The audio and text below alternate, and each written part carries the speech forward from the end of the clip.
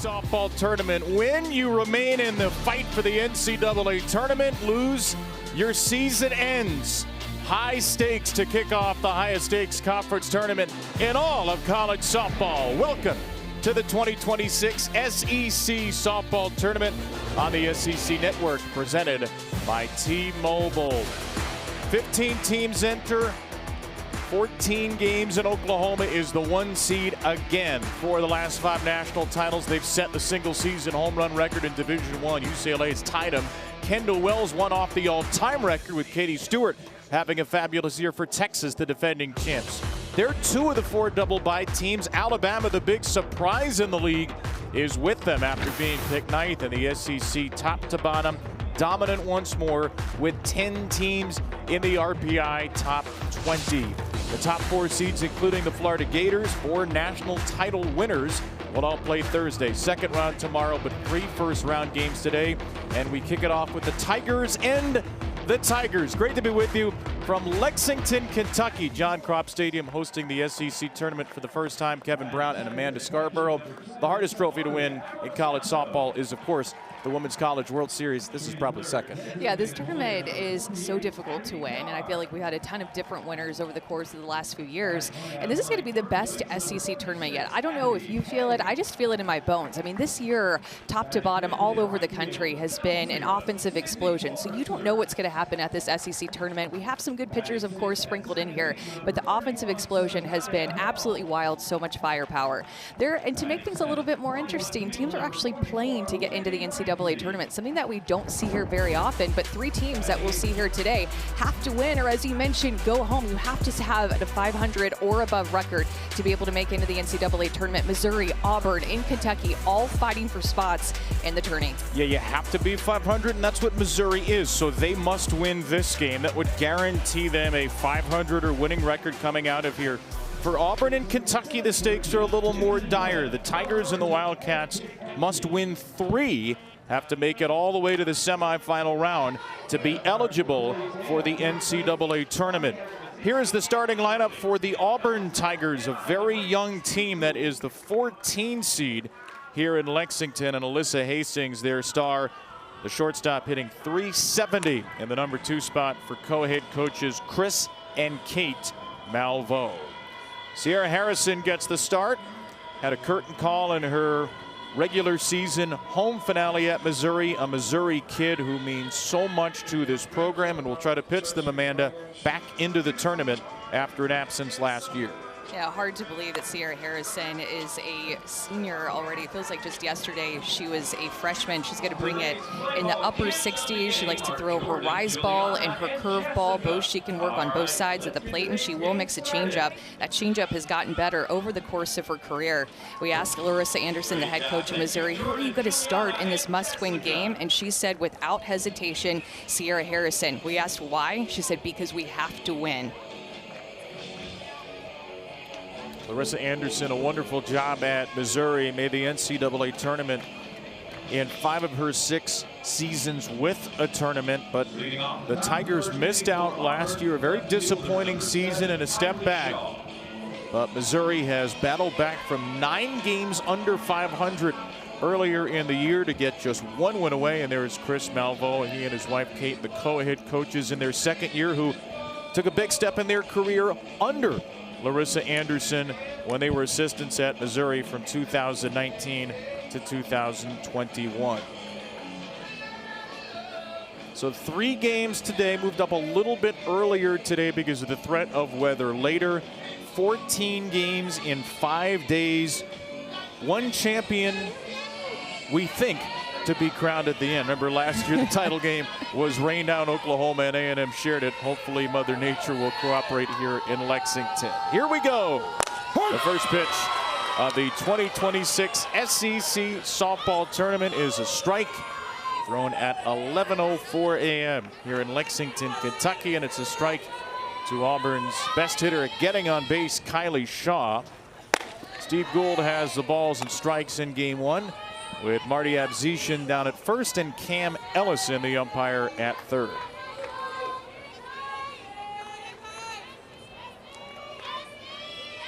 1-1 from Harrison. Ball. And Shaw takes too tall. The Auburn Tigers just 4-20 in the SEC. They are an exceptionally young team, but took a step back after making the NCAA tournament a year ago. Again, they have to win 3 games to get to 500. Shaw lifts a fly ball to center. A drawn in Kaylee Langer has to go a long way back, and this ball bangs off the base of the wall, and Shaw starts the tournament with a triple. Did you yell at me to take it?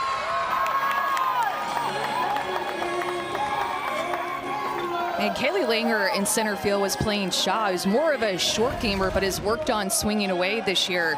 She was playing her so shallow. Shaw gets a pitch, it's up in the zone, a rise ball. She's right on top of the plate and is able to barrel it up. But look at where Langer is playing in center field. She is running forever. And then honestly, that ball was in the air. I thought that Langer had a chance. It just kept going. Second triple of the season for Kylie Shaw.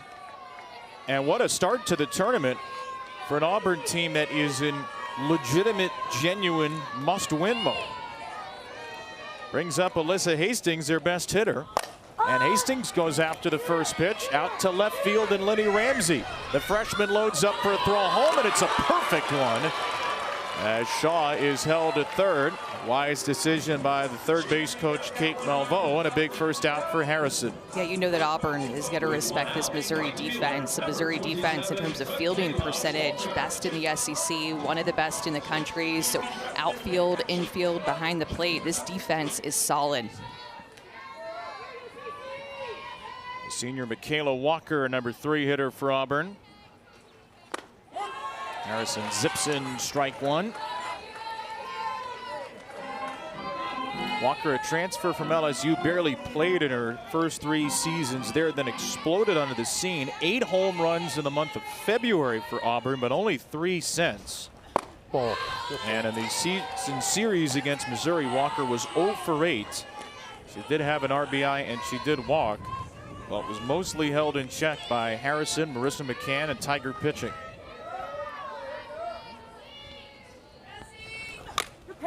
Good rip, but it's 1-2.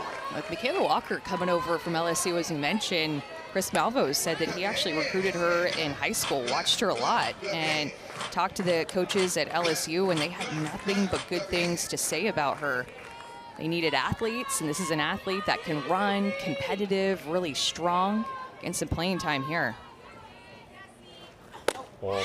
Outside for ball 2. Missouri has drawn its infield in right from the start, showing the importance of this game. Missouri 28-28. Again, 1 win in their end after a dramatic regular season finale win over Tennessee.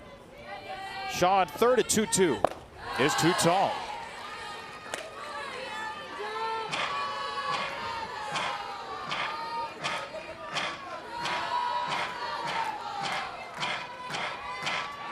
Auburn's RBI leader, Michaela Walker, team high 37.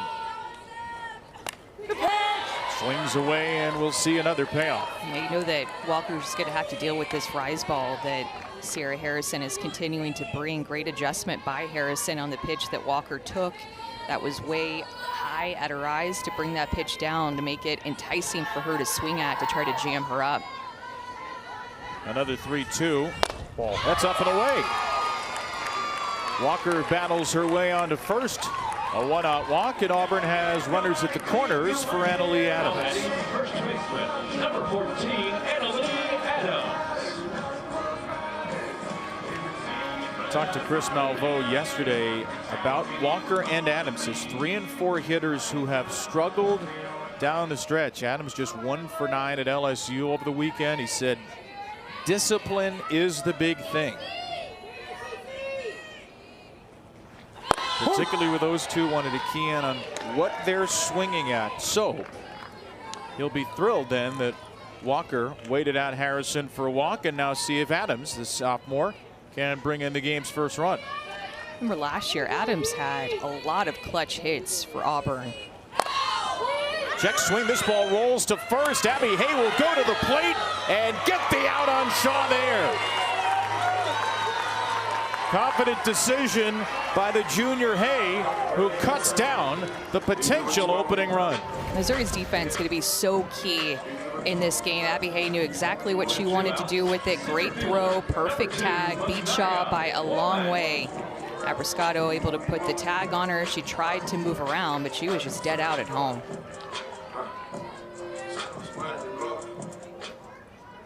That is what you typically see from Missouri's defense. Always strong under Larissa Anderson, it feels, and this year Missouri has the best fielding percentage in the country, .986. And the ace, the first set's test as Mania Womack steps in and pops up a 1-0 pitch. A crash down from third by Wicks, but it's the catcher, Stefania Abrascato. And Harrison in Missouri escaped the first.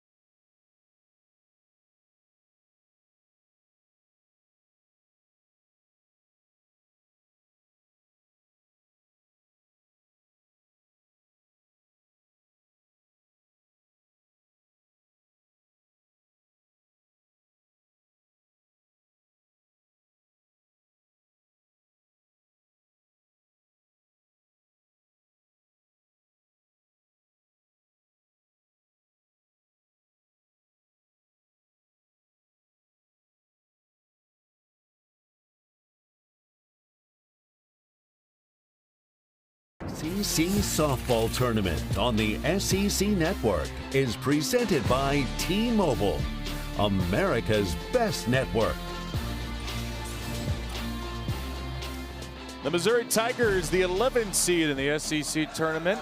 They've had great success in this tournament. Twice in the past 4 years, Missouri has made it all the way to the SEC championship game.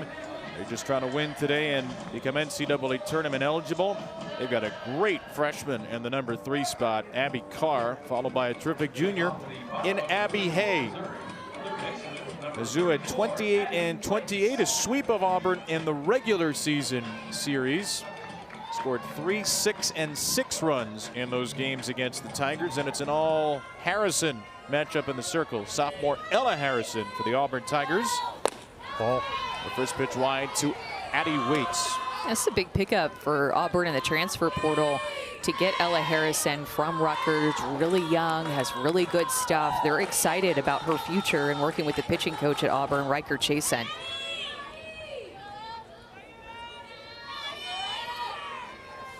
The freshman waits in a 2-0 count.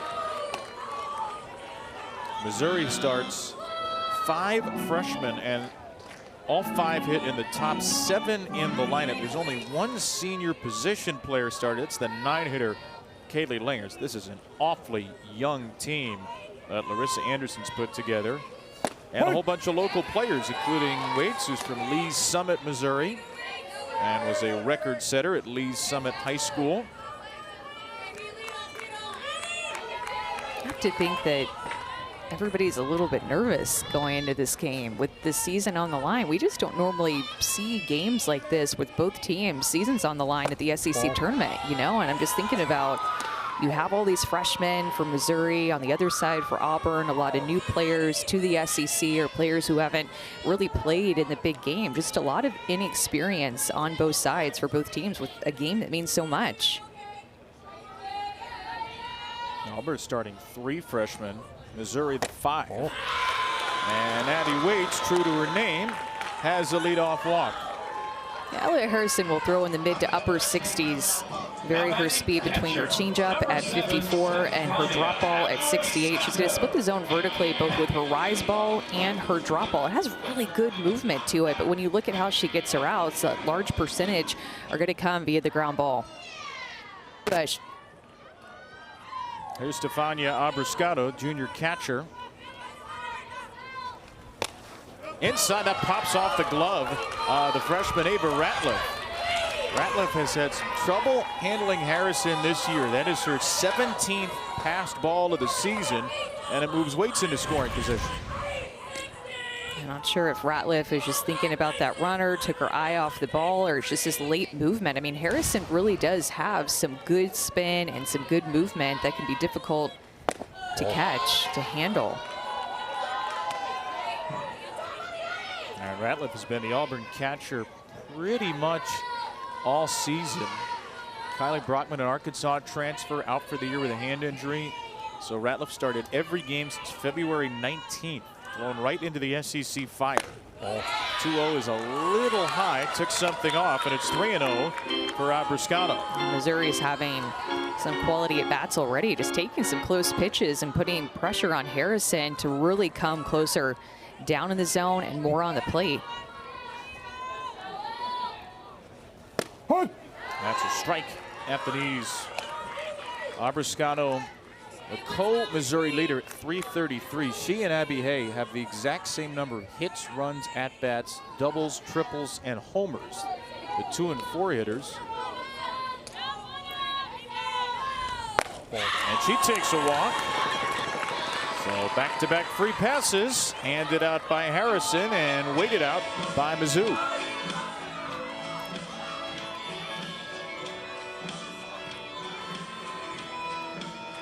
And it's time for a meeting in the circle for Ella Harrison in her SEC tournament debut. It was just a long season. Kevin, pitching in your first season, playing in the SEC, and Ella Harrison, I saw her pitch very well against Oklahoma. She pitched very well a couple weekends ago against Florida, where she shut them out. And then since that shutout against Florida, it's just been a little bit of a struggle, but it is a true grind as a pitcher, especially this year in 2026 with all the offense in the SEC. And I think maybe she's just gotten a little tired as the season has gone on. A lot has been put on her.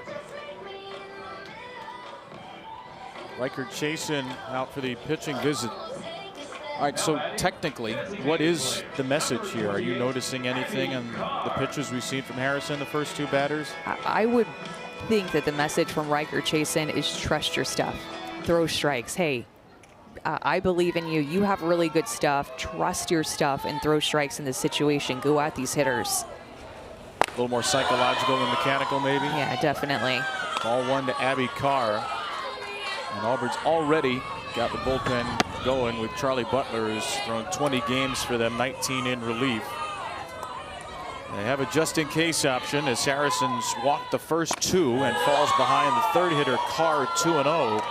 She has only thrown 2 strikes out of 12 pitches.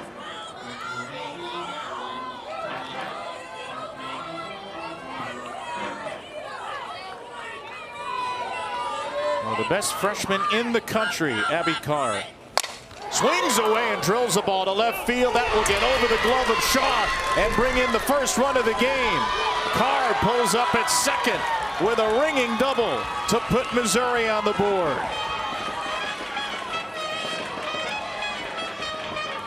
I'll tell you what, you swing at a pitch when a pitcher is struggling so much in the first inning, middle of your order coming up, you better do it with confidence, especially as a freshman. Gets a 2-0 pitch. Ella Harrison has not been around the strike zone, but she barrels up this ball to the left side of the field. A confident Abby Carr at the plate. She could do it in the circle too. 10th double of the year for Carr. And if you look at her heat map, which we've seen, and which certainly Auburn's seen, there is a lot of red right at the top and right above the strike zone. Loves hitting the ball up, and that's exactly what she got. Now Abby Hay with an absolutely blistered ball foul. A shot across the bow, even if it is only strike 2. Yeah, Studio better have brought their gloves over there in left field. Courtney, did you bring your glove? Tori, Halo, you guys pack your glove for what? Oh, there's a net. Never mind. They're safe. The wimpiest studio crew of all time requires a net. My gosh. Oh, man. Standards have dipped for the Cascade, apparently. Abby Hay having a fantastic junior year, a real bounce back after a tough sophomore season. Hay started to go around and couldn't hold it. Big strikeout for Ella Harrison. Second and third, now one away. A check swing, kind of indecisiveness here by Abby Hay on a drop ball where she helps Ella Harrison out. Her drop ball has not been landing for strikes. She needed a chase like this. Got ahead of Abby Hay, an aggressive Abby Hay on pitches up in the zone, and then struck her out with that drop ball chasing. First batter she's gotten ahead of with a first pitch strike. And now ball one in the dirt to another freshman, Sydney Forrester.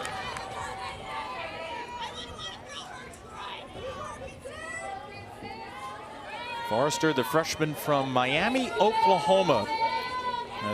3 hits, a triple, and 2 RBIs against Auburn in the regular season. And she lashes this ball through the left side to score on Briscato. It's 2-0 Mizzou. 2 hits, 2 walks in the first 5 batters for Missouri in this must-win game. And 2 RBIs by freshmen. This is how important the freshmen are in this Missouri lineup. Forrester stepping up, Abby Carr stepping up. She punished this ball, Forrester did. That was high exit velocity off the bat. She is so strong. These freshman hitters from Missouri are so strong. They've made an impact in this lineup all season long. Here's another one, Sanaya Hill, a redshirt freshman.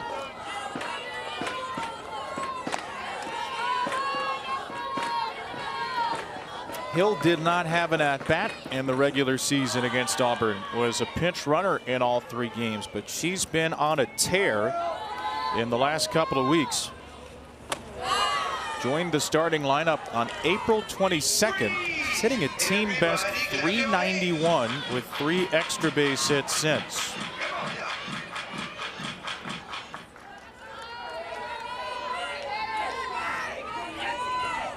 Harrison's 2-0 with 2 runs in and 2 runners on. It is chased and fouled away. I remember Larissa Anderson talking about Hill last year as a freshman and just how athletic that she was. Tried to find ways to get her into the lineup. Really strong, has a lot of speed. But Hill was one of the players last year as a freshman that Larissa Anderson was really high on, a highly touted freshman last year. Only played 14 games due to injury. 3-1 count for Sanaya Hill now.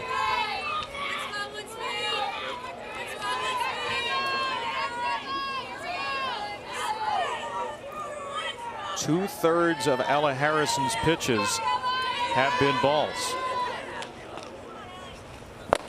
Swing and a miss. And a full count now on Hill. Ramped it up to 68 there with the drop ball in the outer half. That was a nice swing and miss pitch. And look, that is what Ella Harrison is capable of. We have seen her do that this year. Carr and Forrester at the corners as Hill grounds the ball right back to the circle. And Harrison gets the out at first. So Forrester takes second. Hill is retired and Carr had to hold at third. And there are 2 away. And Missouri with like a couple more runs pushed across in this inning, capitalizing on those walks that they got on base to lead off this inning. And look at the change of events. In the top of the first, Auburn could not capitalize with a runner at third after that triple that led off the inning. And Missouri now making them pay for that. You feel that extra if you're Auburn, the fact that you didn't score in the top of the first inning, and now Missouri capitalizing on the free passes and getting on the board first after you had the opportunity to do so. Freshman Lenny Ramsey goes after a high pitch and fouls away strike 2. Ramsey is only making her 12th start of the year. She's 9 for 34 with 6 walks. Missouri has shifted some things in the lineup late. Hill making her 15th start of the year, Ramsey her 12th. Some of the younger players have really emerged down the stretch for Larissa Anderson, and in a game again, her team must win to make the tournament. She is showing faith in her youth.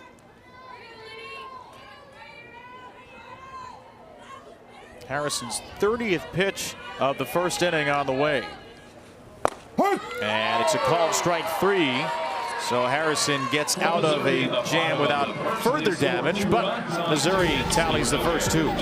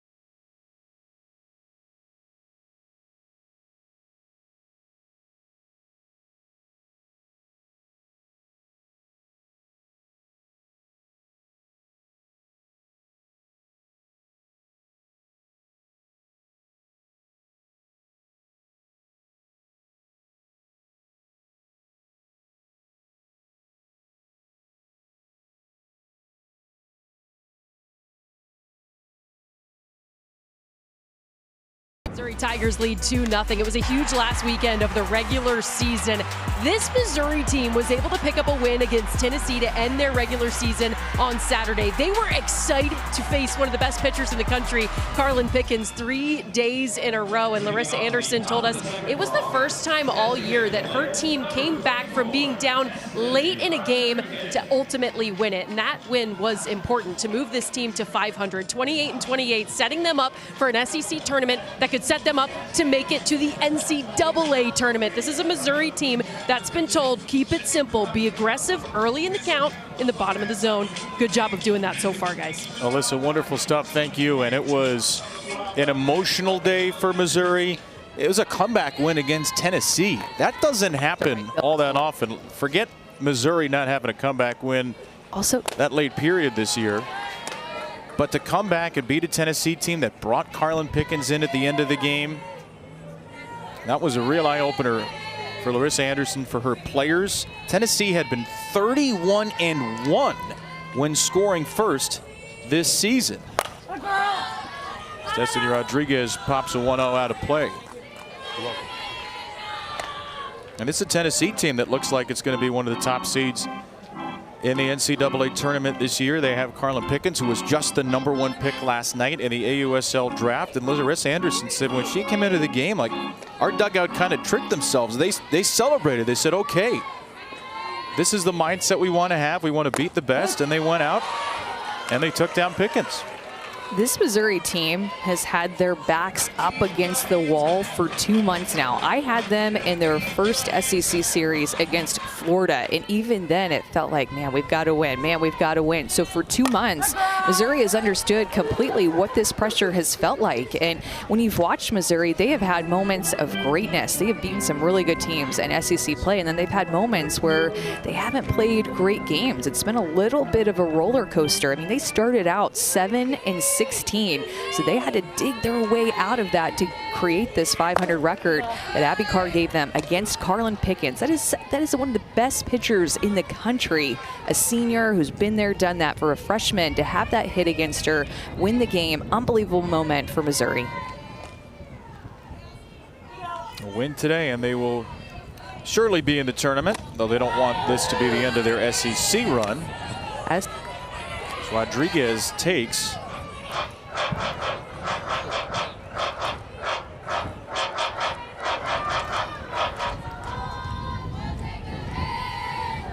3-2 now for Destiny Rodriguez, who sends a fly ball into shallow center, and a shortstop, Madison Updegrove, will make the catch.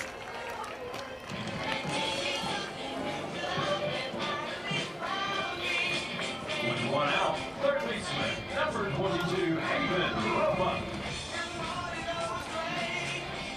So Sierra Harrison retires the leadoff batter, looking for a shutdown inning. And she'll face Haven Roebuck.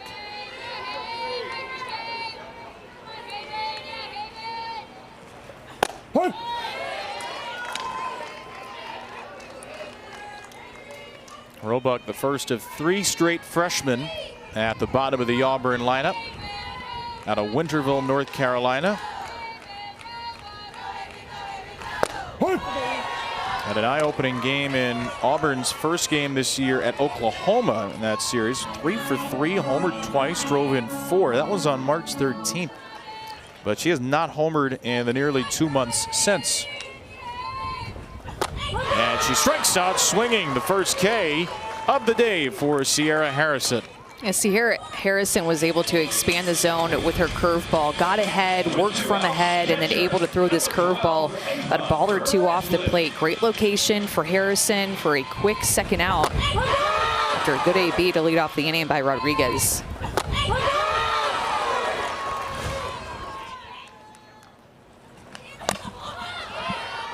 Ava Ratliff, first pitch swinging on strike 1. Ratliff, one of the better Auburn Tigers in the Missouri series. 2 for 6, 3 walks, drove in 2. Pretty highly touted freshman coming into the year. Ball. It's a little bit of a rebuilding period for Auburn. Lost a ton off of last year's team. Chris and Kate Malveaux brought in a bunch of freshmen this year. They have a big freshman class coming in next season as well. It's a young team that's had a little bit of trouble gelling down the stretch. This past weekend they were swept at LSU. They lost game 2 of that series, 25-0 against the LSU Tigers, and 8 primary starters from last season are gone. Those were starters that we had seen in the Auburn program for a while. Names like Nelia Peralta and Rose Roach and Amelia Leach and KK McCrary. And I mean, that's just tough to overcome, especially when you're a second-year head coaching staff with Kate and Chris Malveaux working together to try to fill those holes that you were left with so many. Trying to do it with transfers who haven't necessarily played at the SEC level, and do it with freshmen as well. Just a lot of inexperience on this team in their first year playing really in the SEC as everyday starters. 2-2 is just wide for Ratliff. Briscato wanted it, but the count runs full on the freshman.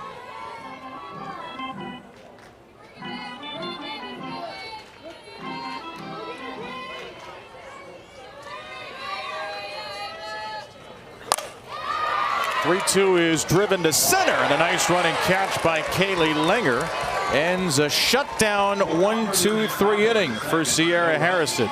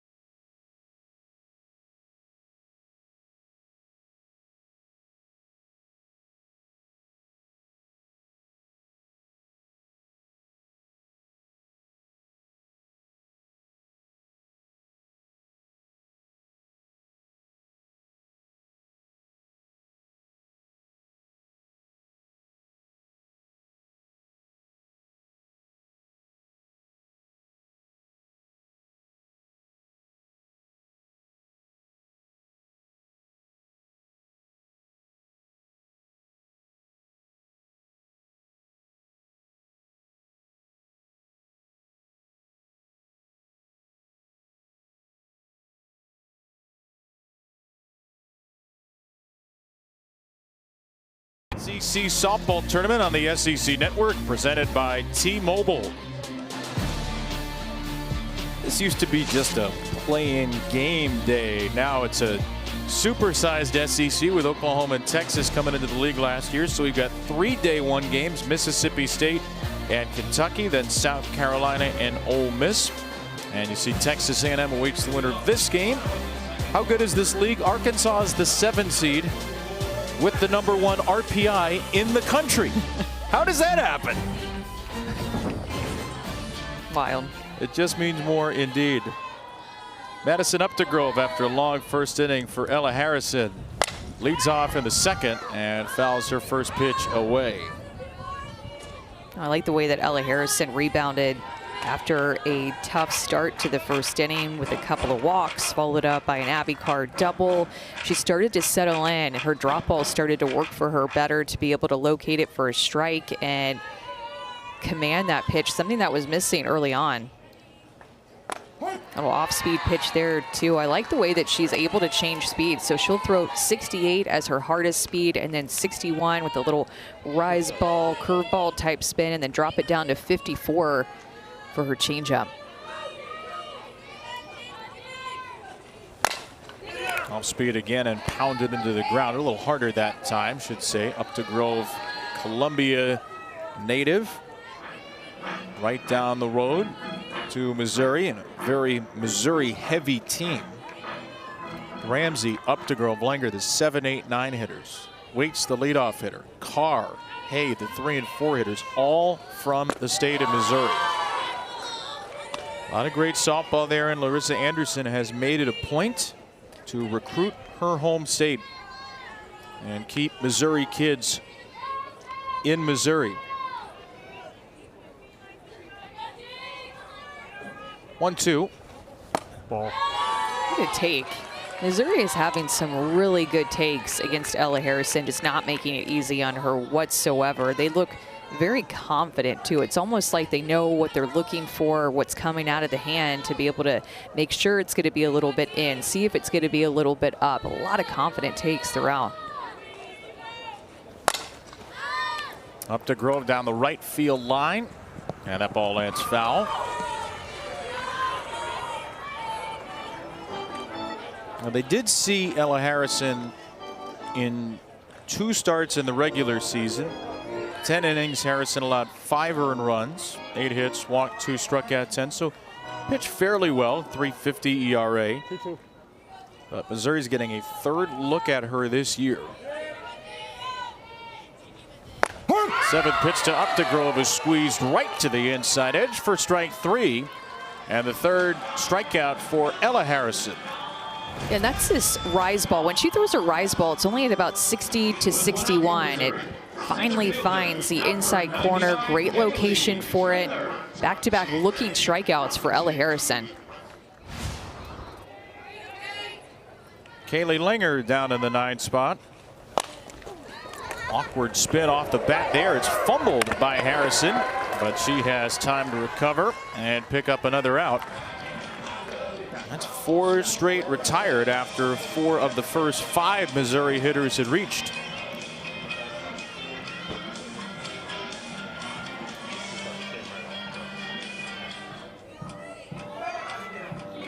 Now here's what Missouri's freshman did. First time through the order. A couple of hits from Carr and Forrester drove in runs, and the freshman Waits led off the game with a walk and came around to score.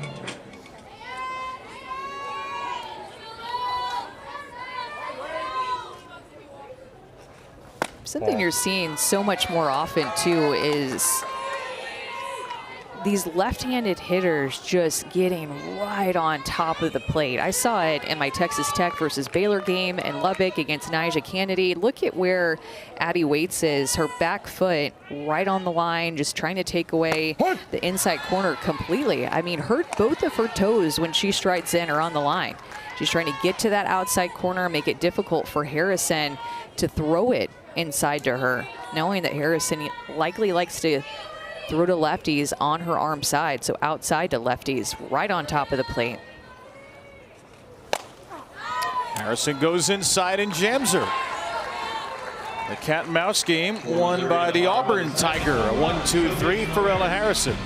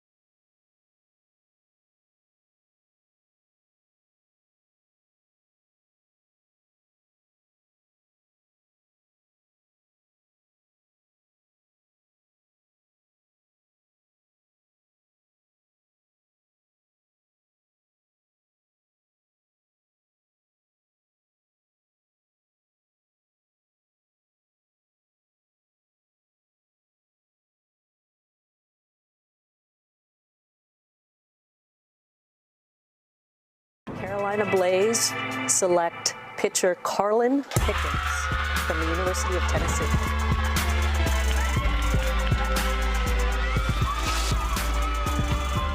We'll see Carlin Pickens get her SEC tournament underway this week. We'll see if she's the first starting pitcher for Tennessee. She was the #1 overall pick to the Carolina Blaze. Nyjari Kennedy will stay in Texas with the Volts. Maya Johnson from Belmont, the 3rd pick, and then a couple of UCLA Bombers, Megan Grant and Jordan Willery, with Florida catcher Jocelyn Erickson in between.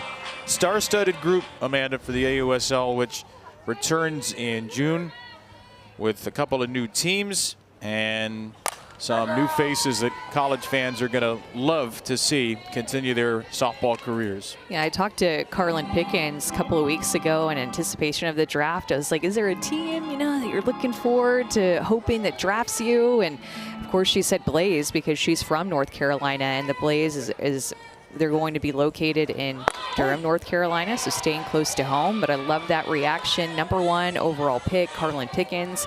All 3 of the Blaze's draft picks are from the SEC. And how about Carlin Pickens throwing to Reese Atwood, maybe with a Dakota Kennedy, the other 3rd pick for them in the outfield? How fun is that? A Pickens-Atwood battery is electric stuff. Ripped foul here by Daigle Wilson against Sierra Harrison. Any other takeaways for you from watching the draft last night? Yeah, I like the Cascade picks with Tori Vidalis. Tori Vidalis is on the Cascade out of Portland. I thought that their picks were really rounded out their team. And the first 3 picks being pitchers, the importance of pitchers and how many senior pitchers that we've had this year that have been All-Americans, that we've just watched grow up through this sport the past 4 years. It's sad to see that they're seniors. I know. It's so fun, too, that Maya Johnson, who has spent her career at Belmont, look, a lot of mid-major players get an opportunity to Power Conference and transfer up, take that. That's great. There are a lot of great successes. It's really cool that Maya Johnson has done this and done this so well at Belmont that she's the 3rd pick in the draft, going ahead of superstars from UCLA and Texas and Florida. Pickens, Kennedy, and then Maya Johnson. I know we're at the SEC tournament, but it's so cool to give her and Belmont some love. She has had a historic career at that level in this sport. And I hope we get to see her go on a little run here in the postseason. How much fun would that be? Whoever gets Belmont in their regional, they're going to be cowered a little bit when they see Maya in the circle. Have a lot to deal with on Selection Sunday when you see Belmont in your regional. Oh, I don't think anybody wants to see them. 2 strikes here for the 9-hitter, Daigle Wilson, working a good at-bat to lead off the Auburn 3rd. And just to put a bow on it, so to speak, the golden tickets that you saw handed out for the past month, those were the players that were drafted last night. So just to make it the full circle moment, those golden tickets that you saw, they found their home teams last night on E2. Lobbed into left by Wilson, and Ramsey is there. Next Tuesday, 1 week from today, SEC Inside grants you an all-access pass to this SEC softball tournament for never-before-seen footage and sounds from the week here in Lexington. It'll be 10 Eastern, 9 Central, right here on SEC Network. So watch this tournament this week and then go to SEC Inside next Tuesday and see all the fun behind-the-scenes stuff that you missed. So second time through the lineup as Harrison drops in a strike to Kylie Shaw. 8 out of 10 first pitch strikes, Amanda, for Sierra Harrison. What else do you like about her outing so far? I like the way that she rebounded as well, like Ella Harrison. After the Kylie Shaw triple off of her, she bared down. There was even a walk in there. There were multiple base runners on, and Harrison was able to make some pitches and really settle into this game. And then, of course, her offense went up and grabbed her a couple of runs, and that's going to help her even settle in more into this game, knowing that they scored 2. Harrison's retired 6 straight since her walk of Michaela Walker. Good strike to ball ratio early for the senior from Lee Summit. Former Missouri Gatorade Player of the Year, who had just an astonishing high school career, struck out 1,023 batters as a high school pitcher, was a huge recruit, and has been a 4-year Missouri Tiger. 3.11 career ERA. This is her 88th start, over 400 innings. Marissa Anderson says she's one of the toughest pitchers I've had an opportunity to coach. And she's trying to pitch Missouri into the NCAA tournament as Shaw fouls away a 3-2. You mentioned she was a local kid, and Larissa Anderson called her a COVID recruit because she was getting recruited during that time of 2020. And so Larissa Anderson said nobody saw her. So she felt lucky that she got to have Sierra Harrison on her team and recruit her to come to Missouri. 3-2 is high. Shaw has tripled and walked. Auburn has its first base runner in the last 7 hitters. Shortstop, number 20 on the side, Steve.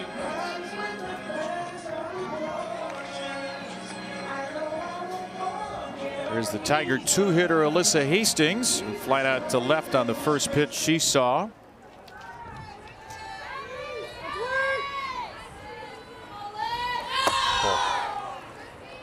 I was down on the field talking to her before the game, and she's just so excited to be here. And you forget about because we're here every single year, but how big of a deal this tournament is for a player like Alyssa Hastings, who transferred into the SEC. And she said she was taking pictures with the SEC softball tournament logo that was down by the dugout. She was just absolutely glowing, taking this all in, seeing studio out in left field, all the cameras, all just the decoration of the SEC tournament, and probably have watched it on TV for several years and now getting to play in it. But that I think is Auburn in a nutshell, that kind of wide-eyed welcome to the SEC feeling, even with somebody like Alyssa Hastings, who's one of their best players. And Chris Malvo told us earlier on in the season, Hastings questioned whether she could compete in this league. And she has stepped up for them in a lot of different ways. At shortstop, at the top of their order, won them a series early on with her bat and big swings. She's been a big addition for Auburn. He's ahead 2-0 here. A little visit to the circle for Sierra Harrison.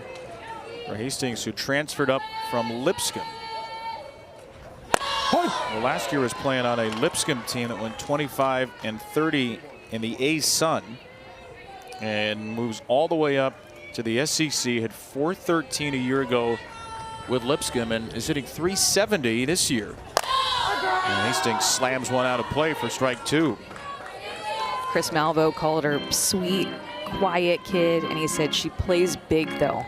You see it with her swing, her presence in the box, her routine. Look at her just taking it all in, right? Going through a routine, like remembering to breathe, taking in this big moment and what could possibly be their last game of the season. Harrison's 2-2. Hastings takes ball 3. And already the 5th full count in 11 batters for Auburn against Sierra Harrison.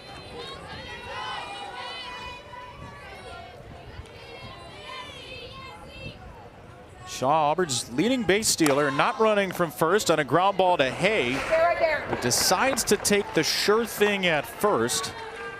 So Shaw scurries into scoring position on the second out.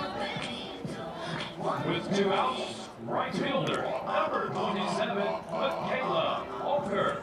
Got an ump cam down on the field today. This is the ump cam worn by Marty Abizishan on top of his hat. Great look. He has front row seat for that play right there. Thanks to Marty for wearing that, giving us an inside view. Look at Marty. He's got the ump cam, he's got the mic. Looks like he's been in the Batmobile. Lucius Fox could never come up with an ump cam.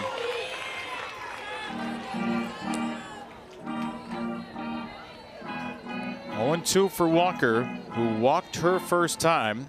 Harrison a strike away from 3 scoreless innings. And she misses wide to Walker.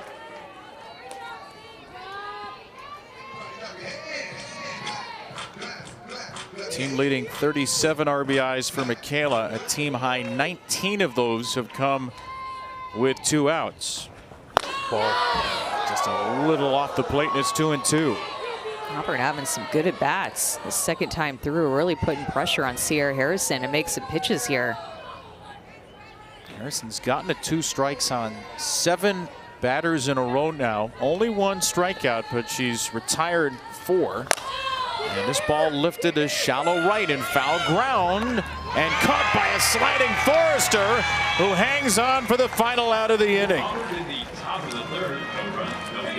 The freshman Sydney Forrester with a 0-0 on her back keeps Auburn off the board. Sydney Forrester is in the lineup for her bat, but if you can get this type of defense and range from Forrester out in right field with runner on base, okay, freshman.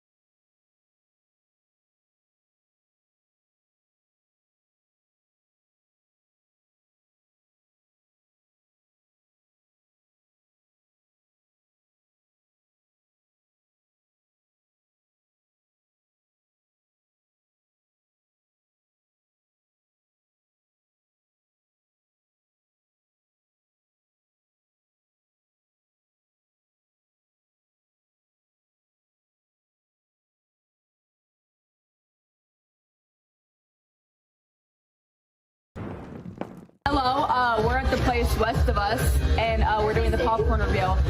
First of all, 0 for the bucket. It's ugly. I hate the colors. It's not bad. So, unfortunately, the popcorn is from Kansas, so 0. Yeah, I don't think anyone associated with Missouri is going to score anything high when it comes to Kansas. As we welcome you back here to Lexington, this is a Missouri team that has had so much fun on and off the field all season long. You just saw a popcorn review, one of many on the season. They've had so much fun making TikToks and involving their head coach. Larissa Anderson actually has a TikTok page, guys. How many head coaches can you say that about? I have no idea. One, at least. More than me, Alyssa. There's Larissa Anderson's got me beat in that respect. We just saw a shot of the popcorn a little while ago that's in the press box. And there's nothing I'd like to be more involved with than a popcorn review. So we're going to have to start our own shortly. Great pick at first by Adams, and Abrascato is out.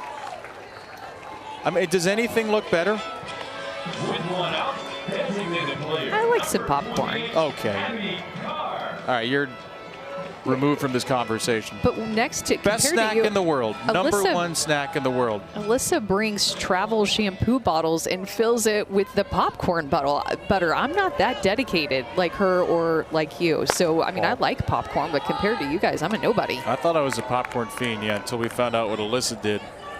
Movie theater butter and theater style popcorn spray up here. So Kentucky, no joke with their popcorn presentation.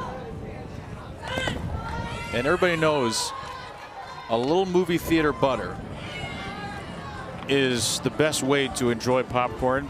Great healthy snack. I mean, look, they're all going for the popcorn. This is going to be a thorough process for the next review. Spoiler alert, I'm going to be on the next review. I was down there talking to How is it Alyssa. that you're the one member of the crew that's eaten the popcorn so far? You're just poo-pooing it over here. Abby Carr grounds out. It's been all about the difference in Ella Harrison's drop ball. I'm telling you, once that pitch started to work from her, it opened up her rise ball. It looked like Missouri early on was looking for something up in the zone that they could handle. That was that 61 spinny rise ball that looked a little bit more appealing to them when her drop ball wasn't working. Now her drop ball is moving, getting some outs, and she's really settled into this game. She's retired the last 7 batters. 4 of those 7 are groundouts, including 3 groundouts right back to the circle. Abby Hay, who struck out her first time, takes the drop ball low. If you don't have the feel for that drop ball early, what do you do physically, mechanically to get the feel back as quickly as possible? Yeah, sometimes it can just be where you're looking. Like she's missing a little bit low right now. If she moves her eyes up to look at something a little bit higher, and it could be different on day to day. Like every day as a pitcher, you feel different. Your release point is different. Your rhythm is different. Your body feels different. There's no 2 days that feel exactly the same. So just because normally at practice, you might look at your catcher's knee to throw your drop ball in, that gives you the best location and spot. Maybe today you need to look at her elbow or her shoulder to bring that pitch up. Zipped in there for a strike to Hay, 2-2. So sometimes it can be a mechanical thing, but honestly in games you don't want to think about mechanics too much. Those little tiny adjustments that can move your eyes that end up changing your mechanics because of what your eyes are doing can help. Hay on the ground to third. That ball flutters by the freshman Roebuck. And it'll be a 2-out base runner for Missouri as Abby Hay squeaks through a little single. Yeah, big hole on the left side down the line. Abby Hay is able to find it as Roebuck was playing well off the line, and Abby Hay got out and around a drop ball and just got it past the backhand of Roebuck. Difficult play to make where Roebuck is positioned back behind third base. Would have been a long throw too, but hit for Abby Hay. 55th of the year at team high. Sydney Forrester, who made a nice catch to end the top of this inning, will bat in the bottom, already with an RBI today. And Forrester rips the first pitch just past her head coach.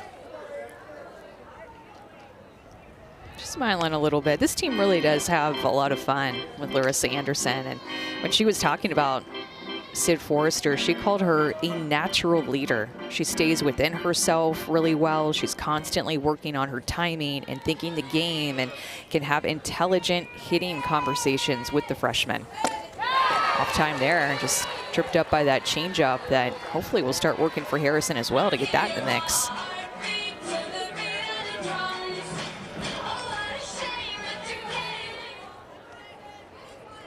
Harrison a strike away from escaping a scoreless third after the single. Buries this one. A good block by Ratliff to hold Hay at first.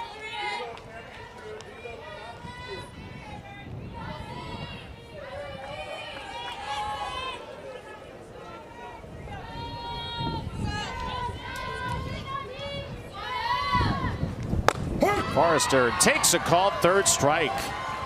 Ella Harrison has the drop ball working. It's working. It really is. She's commanding it. She found it. It started at the end of that first inning, and Ella Harrison just continues to find the release point, the location, and work with her catcher with that beautiful drop ball with that runner at first, striking her out looking.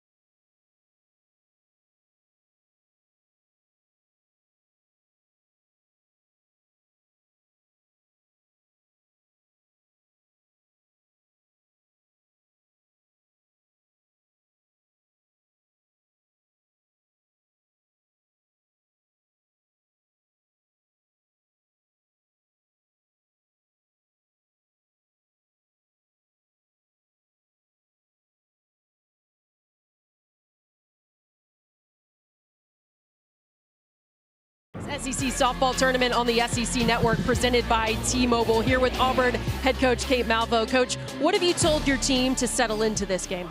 Ultimately, we have to remember identity and who we are.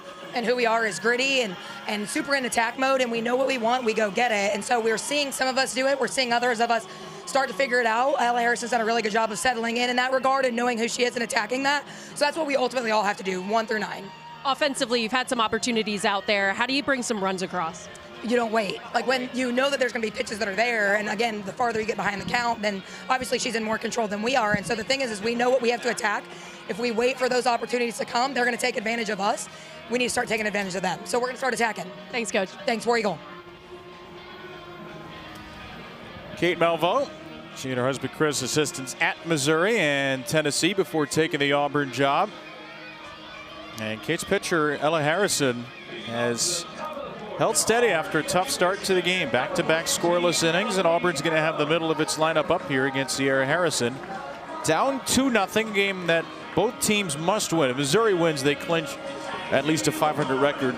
Their RPI strength of schedule numbers are certainly good enough. Even at 500, they would be almost guaranteed to be an at-large bid in the NCAA tournament.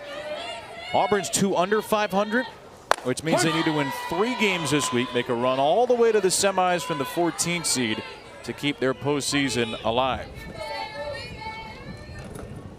Annalie Adams in the cleanup spot. And Missouri has some good options behind Sierra Harrison. Marissa McCann was warming up earlier. Abby Carr has thrown a lot in relief. They're very comfortable with her in the later innings, even as a freshman. So trying to see how deep into this game Sierra Harrison can go, knowing that they have a couple of really good options behind her.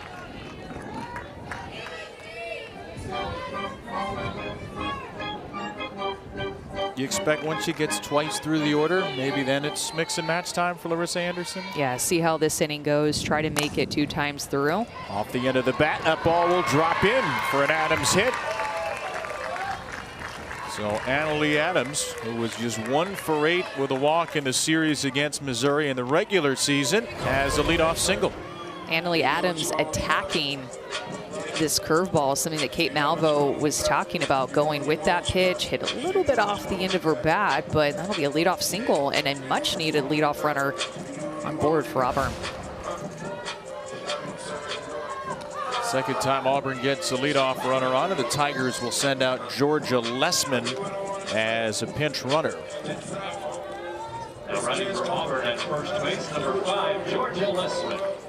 Now First hit of the game since Shaw led off the game with a triple.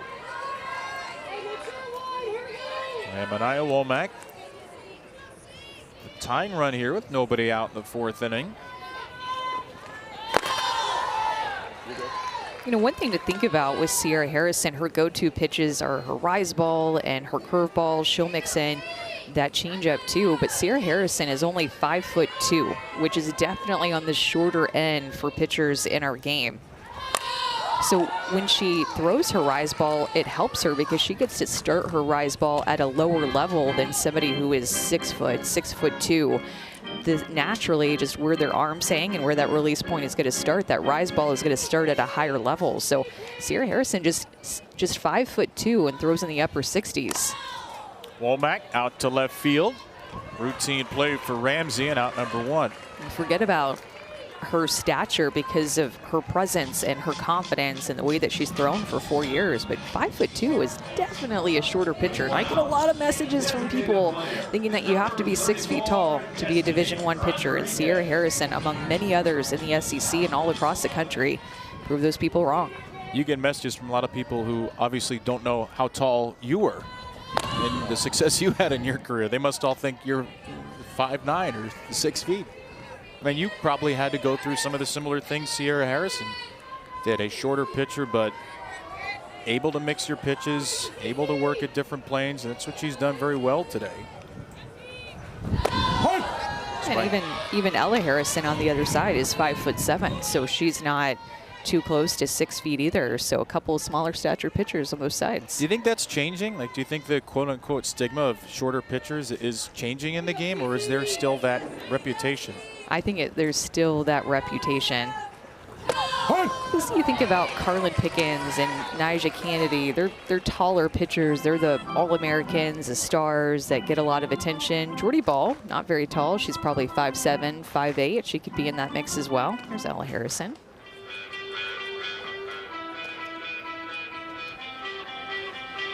Rodriguez went over to Kate Malvo there, took a timeout on a 1-2 count. 70 pitches deep for Sierra Harrison. Only the 1 strikeout, but very little hard contact against her.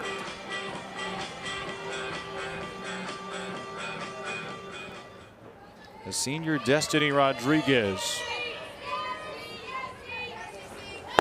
takes strike 3. Remember, Kate Malvo said there's some players that are playing that they're already in attack mode. There are some players who are trying to get there. This is a clear indication, not in attack mode. Unsure of yourself, 2 strikes, you have to protect the plate. Sierra Harrison with her 2nd strikeout of the game. Trying to work around that leadoff single. Here's Haven Roebuck. The freshman lays down a bunt, and a foul bunt starts her 2-out at bat.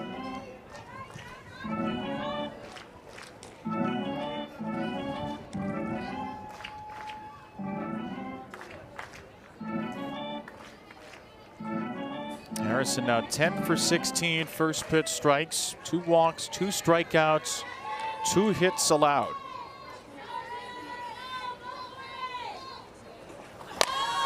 Opening game of the SEC tournament, Texas A&M, co-champion last year, made it to the championship game, rained out against Oklahoma, awaits the winner tomorrow at 11 a.m. Eastern, 10 Central. Aggies the 6th seed in this year's tournament, coming off a weekend where they took the opener but dropped 2 of 3 in some hard-fought games against Oklahoma.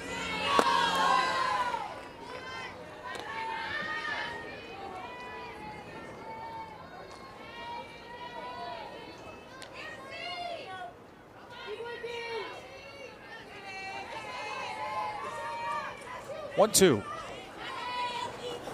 Struck her out swinging. Harrison finds the strikeout pitch on the last 2 batters. In her potential final game, she's thrown 4 scoreless. It's a way to rebound after giving up that leadoff single. Came right back and got 3 up, 3 down after that with a couple of strikeouts, including that curveball to end it against the freshman.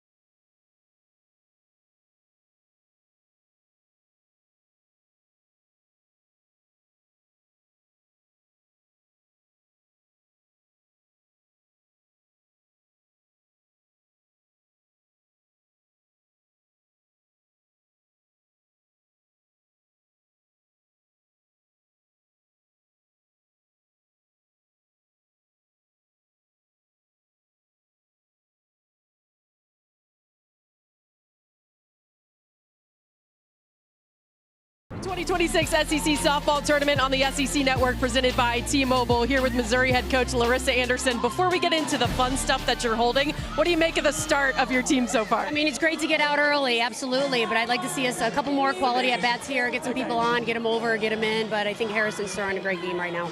Got some Tutti Frutti popcorn to add to the popcorn review. You were just passing it out to your team. Can we get a review on this? Okay, so I love the color. The color's a 10.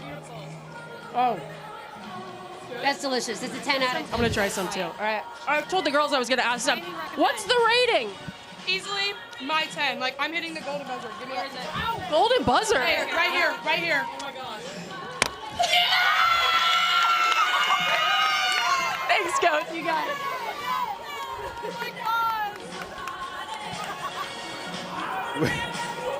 The popcorn reviews have just been elevated to a whole new stratosphere. Sid Forrester with the golden buzzer. We've got popcorn in the booth. I don't have Tutti Frutti, but we've got kettle corn. We've got Oreo popcorn. It's a popcorn-a-palooza. I didn't know there was Oreo popcorn or Tutti Frutti popcorn. Not open. I know. I don't want to get it in my teeth, solid. to be honest. Mm-hmm. Yeah. Okay. Popcorn already stays in your teeth, but Oreo popcorn, I feel like that's just like next level staying in your teeth. This kettle corn has a great amount of saltiness and a little kick. This is like an 8.2 for me. That's a base hit for Sanaya Hill. Pops one into left. And Missouri has a leadoff runner on for the first time since the first. Look at this. They got to remember there's a game going on. Maybe this was all a long con, a plan by Auburn to make sure Missouri's players are lagging, since they'll be face full of Tutti Frutti by the end of the game. Create the distraction. Yes. We're going to find out that the Mizzou Popcorn Reviews TikTok was, not made by some sort of foreign bots, but it was made by the Auburn Tigers. Just playing the long game. 2-0 Missouri lead since the first inning. That ball kicks away from Ratliff, and a good read by Hill. She'll take second on the wild pitch.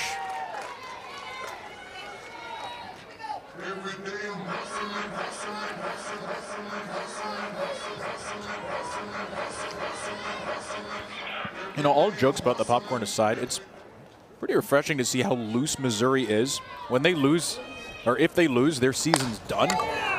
Ramsey with a long fly to left. That's fouled, 2-1. But we talked about it earlier. A lot of freshmen here. A lot of Missouri players who've never been at the SEC tournament. If you lose, you're not eligible for the NCAA tournament. And they're just munching away on popcorn and laughing with their coach and slapping food wrappers on the dugout like they don't have a care in the world.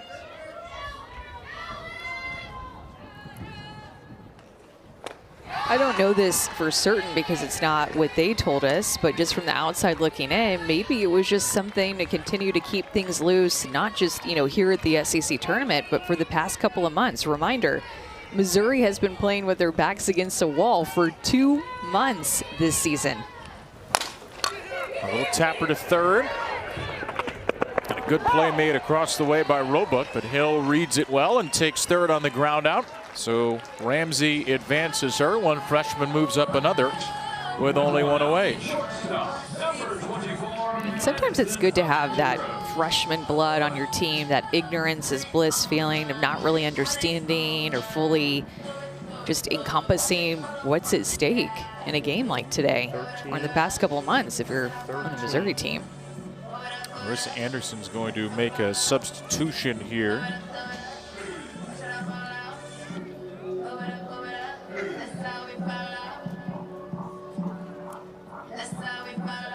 Madison Updegrove was the hitter due up in the 8th spot. And it'll be Gracie Britton instead. So instead of a sophomore batter, it's another freshman hitting. Gracie Britton, who reclassified up. Freshman from Ashland, Missouri, another local kid. Swings at the first pitch. It gets past Harrison to short. The play at third is not in time. Hill was just lingering around the bag, and Hastings tried to backpick her. So it's first and third, one out on a little squirrely ground ball. That is such a tough play as a shortstop to decide, am I going to take the sure out at first base to get the second out, or am I going to go try to pick this runner at third base? The unfortunate part for Auburn is on a weak ground ball, they got no out in that situation. That would have been such an important second out if they were able to pick Hill off at third or just go one. It's a fielder's choice to put Britton aboard. And now Larissa Anderson will sub Claire Cahalan in as a pinch runner. So it was up the Grove spot, Britton pinch hit, and Cahalan will pinch run. Her cousin, Kenley Cahalan at Florida, who got drafted last night to the USL. A fantastic senior season for the Gators. Okay, so you did 13 for 99. They didn't catch Missouri wins 2 games. They would play Florida to beat Texas A&M tomorrow, and then they would get Florida the 3 seed. Steve Gould and Larissa Anderson are going over the card here. It's first and third, one out. Kaylee Langer, the number 9 hitter's coming up. Steve should probably be doing this. Well, this is not Steve. This is a fan who should probably be doing this in pencil. I respect that. And I respect anybody who still keeps a scorebook outside of us. We do it. Most announcers typically do it during the game. But anybody who keeps a scorebook, especially in softball where you have the DP spot, flex spot, people coming in and out all over the place, you're one of the good ones. Yeah, a lot of changes and things going on. So here's Langer, number 9 hitter. Now she does have 12 sacrifice bunts on the year, by far the most of anybody on the team. So Roebuck and Adams are pinched in.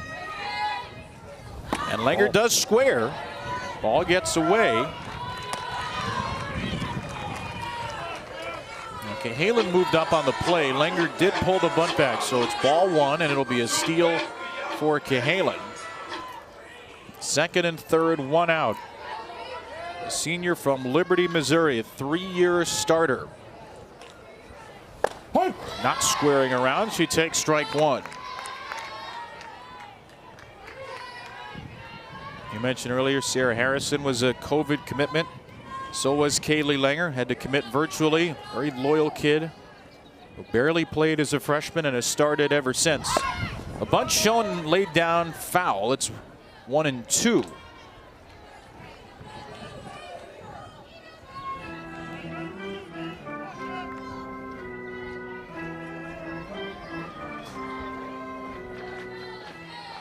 How much faith does Larissa Anderson have in a 2-strike bunt? Langer shows it, pulls back, swings away and strikes out. Ella Harrison with a big-time punch out, holding the runners in scoring position on the second out of the inning. That pitch out of Ella Harrison's hand just never started as a strike. I mean, this is a blatant ball, and she gets Langer to chase it, just guessing that she's going to be around the zone. Huge swing and miss for Ella Harrison with 2 runners in scoring position. Brings up the freshman Addie Waits. Strike 1, right back to the drop ball. Going back to remember Addie Waits just right on top of the plate, and then Harrison brings in that drop ball on her back foot. Jammed her the last time with the rise ball up and in her hands, got her to pop up to second.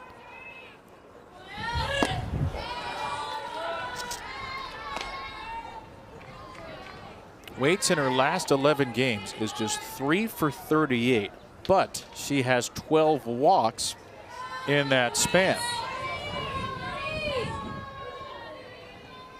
Hill and Cahalan the runners on a 1-1.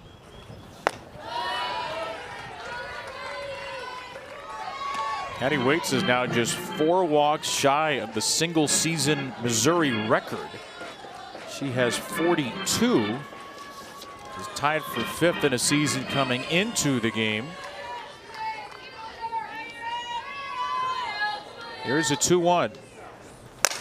Waits, puts it in the air to center field. Drifting Womack back. She makes the catch in front of the wall. And Harrison wriggles free of another jam. Still 2-0 to the 5th.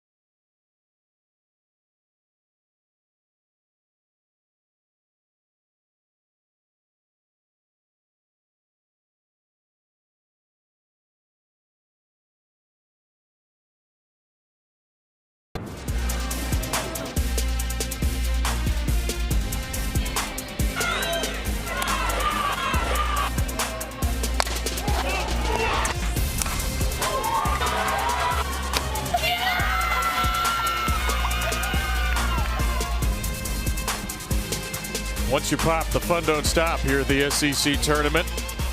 A tutti frutti start to our 14-game, 5-day extravaganza here at Lexington. Canola and or soybean oil included. Kevin Brown, Amanda Scarborough, Alyssa Lang, our wonderful SEC tournament crew here. It's the first game of 3 today in the first round. Missouri leading Auburn 2-0. 11 seed versus the 14. Missouri must win to clinch at least a 500 record and what would be an NCAA tournament bid undoubtedly with their metrics. Auburn has to win to keep its season alive. They need to win 3 here to get to 500 and be eligible for the tournament. But right now it's Sierra Harrison in control. She's gotten through 4 1/3 scoreless. And the Missouri Tigers, Amanda, on the back of a 2-run first inning, held that lead all the way. I'm very interested to see this third time through that's looming on deck right now with Kylie Shaw, who hit a triple off of Sierra Harrison to lead off this game. Also walked. Will they make a pitching change with McCann in the bullpen currently?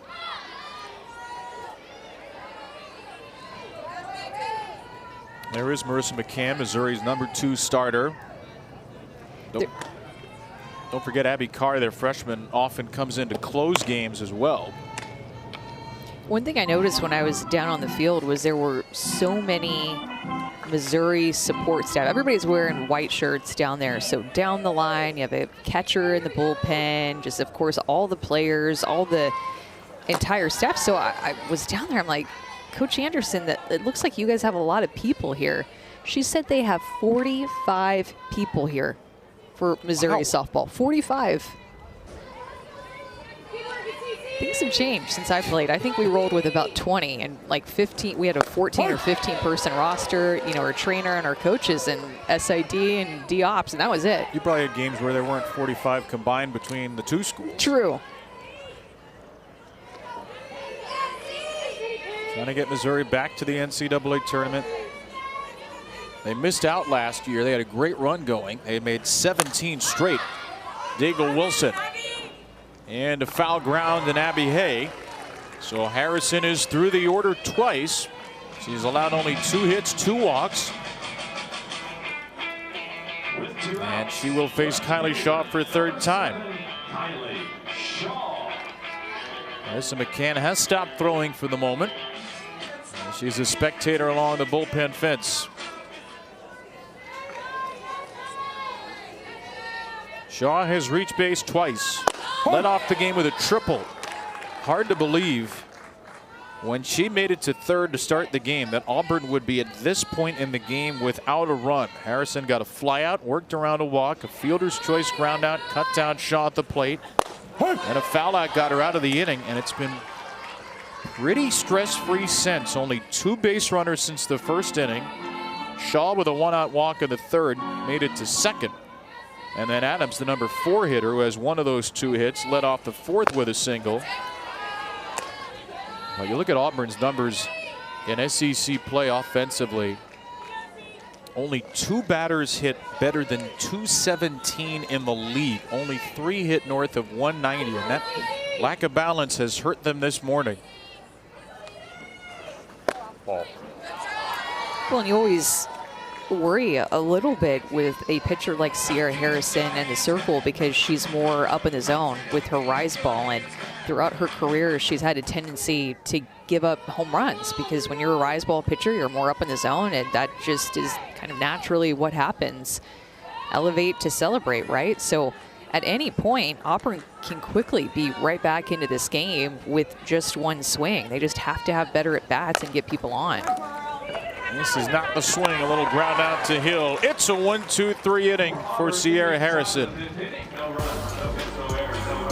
First dog of the SEC tournament. How do you think it likes popcorn? Keep it away from the kettle corn.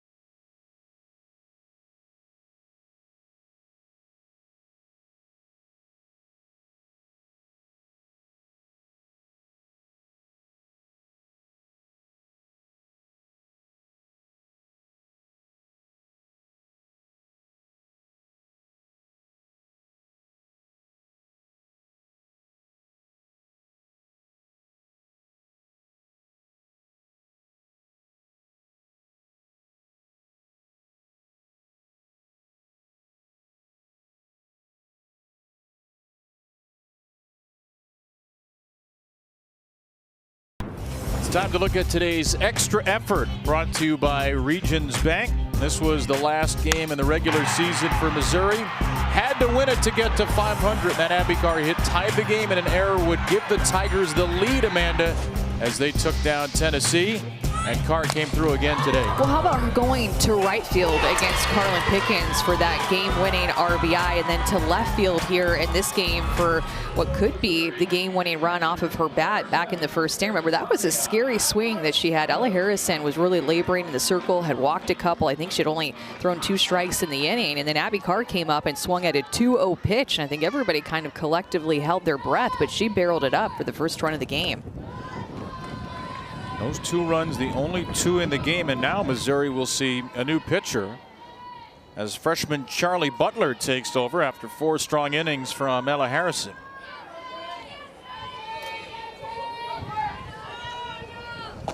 Butler's 20th relief appearance of the year, only 1 start. Why do you think Auburn makes the change here? Mostly 3rd time through the order? Yeah, it must be 3rd time through. I like to see Ella Harrison just keep on keeping on. I thought that she was looking really good. Missouri recently hadn't hit her real hard. Could be too, to give the freshmen some SEC tournament experience here with Charlie, just being a freshman on the team. I thought Harrison was doing a good job. Butler pitched all 3 games at LSU over the weekend and pitched pretty well in a series where Auburn got hit very hard. 3 scoreless in the opener, 6 2/3, 4 earned runs over the 3 games total. Coming up next, the Kentucky Wildcats, the home team. Kentucky needs to win a couple of games to keep its season alive as well, and they will face 10th-seeded Mississippi State. Ground ball pulled right to first and Adams. So Stefania Abriscato retired to begin the outing for Charlie Butler. One out. Designated player number 28, Abby Carr.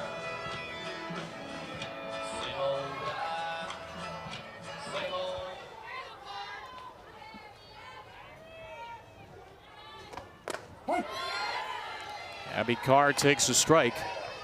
Did see Abby start to throw some pitches in the bullpen right near the end of that top of the 5th.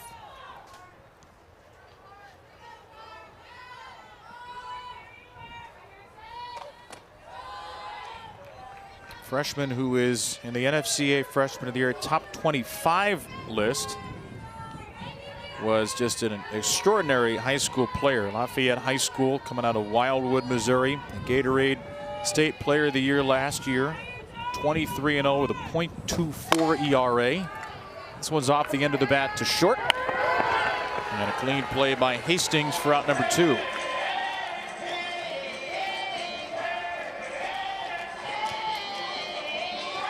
So an Auburn team that had a 6.28 ERA in conference games, 13th in the SEC in ERA, has gone into shutdown mode after an early 2 runs for Mizzou.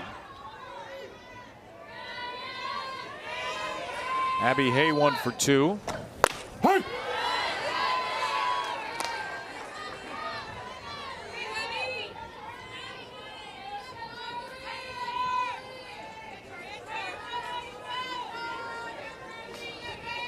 Six-foot freshman Butler, Tallahassee. Gets a 1-2-3 inning on a jam out to third. Big hitters coming up for the Auburn Tigers. 6 outs to save their season.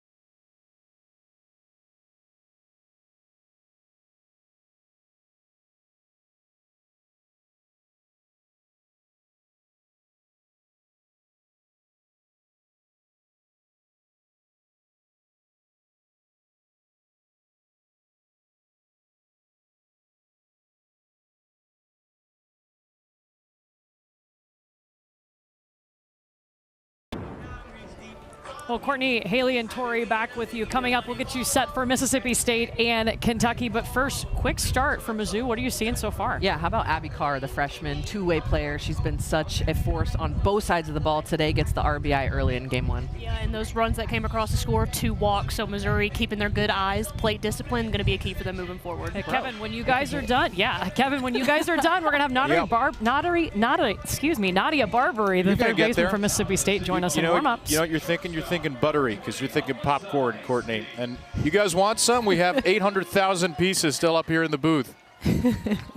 Cotton candy, too. 2-0 Mizzou. Alyssa Hastings leads off in the 6th. Look forward to seeing you all in between games. And Mississippi State, a team playing next that still could be in the mix for a top 16 seed. They've never hosted a regional. They get a couple of wins here in Lexington and find themselves right in the mix. Ball. Right now, Sierra Harrison's facing Hastings, Walker, and Adams, the 2, 3, and 4 hitters for a third time. Harrison has pitched magnificently, scattering 2 hits and 2 walks, striking out 3. She's retired 6 in a row.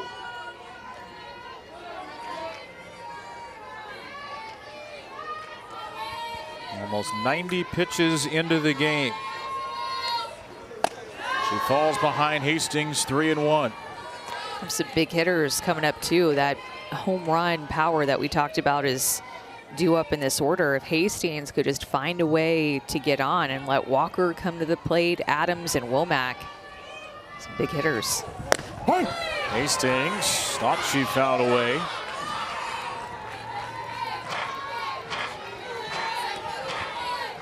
3-2 for Hastings as Harrison nicked the outside corner.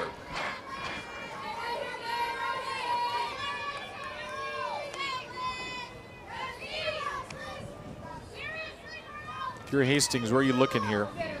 We'll look to that outside corner again, and I think that Harrison is going to want to find.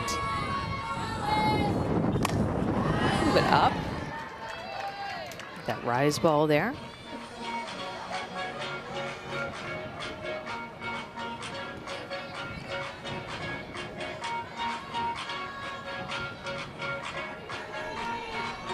Auburn team that had such a great start offensively in February, trying to find its footing at the end of the year.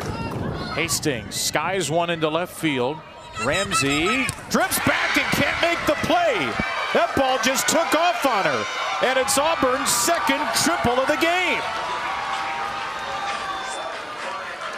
A lazy fly it seemed. In actuality, that gust of wind just ripped it to the fence.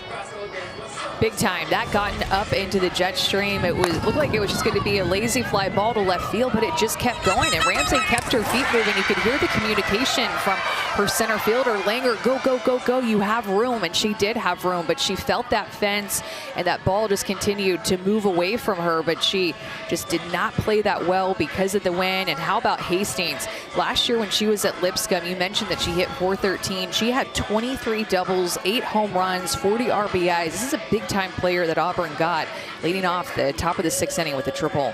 The note we got at the start of the game was the winds were 7 miles per hour to the northeast. They're now 17 to the southwest, and Missouri will go to the bullpen. Abby Carr, who's knocked in the first run, replaces Sierra Harrison in the 6th.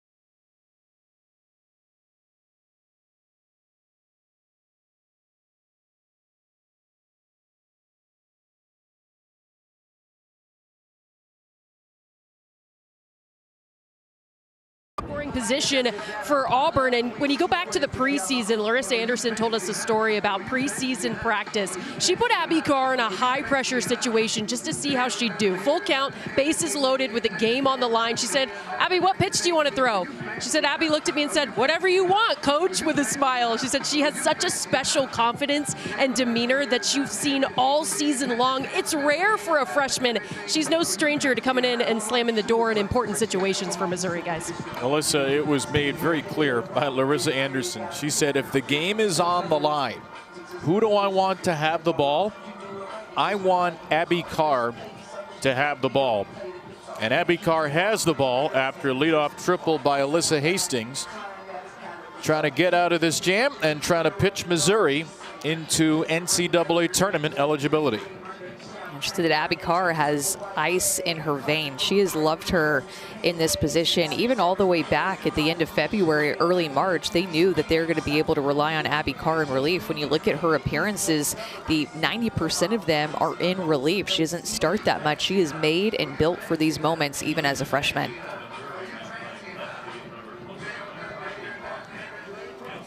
All right, Auburn has shifted some things around.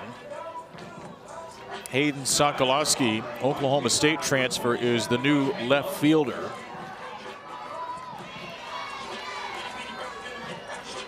The thing that you'll see about Abby Carr and what she is so good at is her changeup. That is her best pitch, and it loves to be thrown in any count. She can ramp it up to 66, 67 miles an hour, but when you look at her most used pitch, it's actually going to be her changeup. It is so deceptive, very, very, very good, and difficult to pick up out of the hand. Walker, the tying runner, or the tying run. Walker will take strike 2, 66 and 67 to start from Carr. Now look at her throw against the scattering report a little bit, pound the outside corner with her curveball. Likely Walker looking for that changeup, I bet, early in the count. Instead, she gets ahead with her curveball. Will this be the changeup? Nope, went back to the outside. Kayla Walker with a walk and a foul out to right. A record-setting month of February to start her Auburn career. Just 6 for 52 in her last 21 games, though. And she takes strike 3. There's the changeup. That changeup is knee buckling, and the entire at bat, Larissa Anderson was setting her up for the changeup. Got ahead with the curveball, then went back to it again, and then she missed this pitch right here.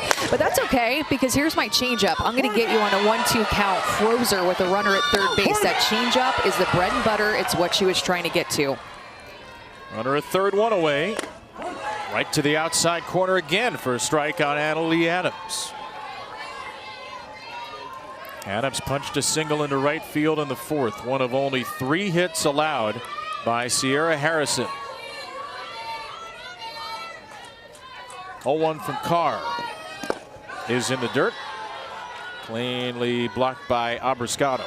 Important, too, that Abby Carr has to have the confidence to know that she can throw that changeup in the dirt to somebody like a senior back behind the plate in Abrascato, who handled it perfectly.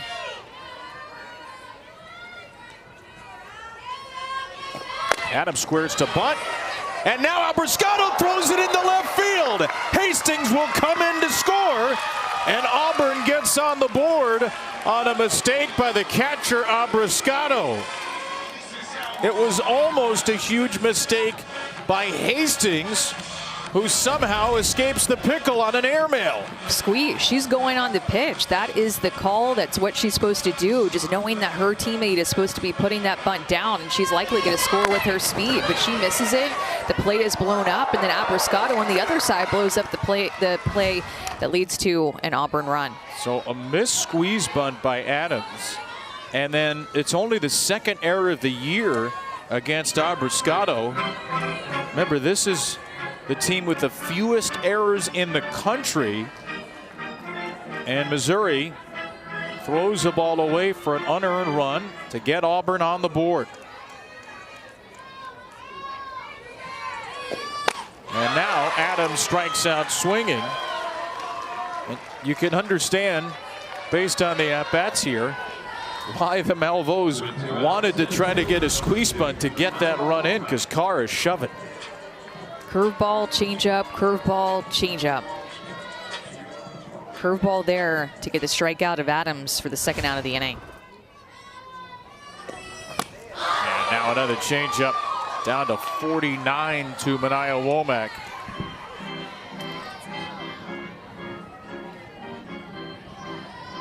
Womack in the LSU finale was 3 for 3, doubled and homered twice. Leads the Tigers with 13 long balls. Holds up her swing on another changeup. It's 1-1. I was thinking about that uncharacteristic air of Abrascato and how many freshmen are out on the field for Missouri, but she's a senior, the type of player that realizes what's at stake, that this could very well be her last game when she made that throw, trying to be perfect. you have that ignorance is bliss with somebody like Sydney Forrester and Abby Carr in the circle and Addie Waits over at third base. But for Abrascato and the seniors on this field, this could be their last game of the entire season.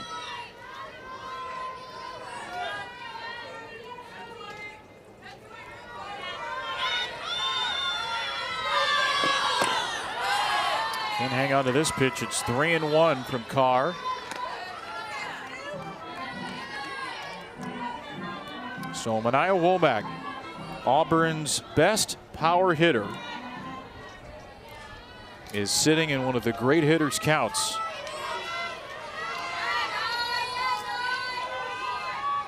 A 3-1 from Carr is in the dirt.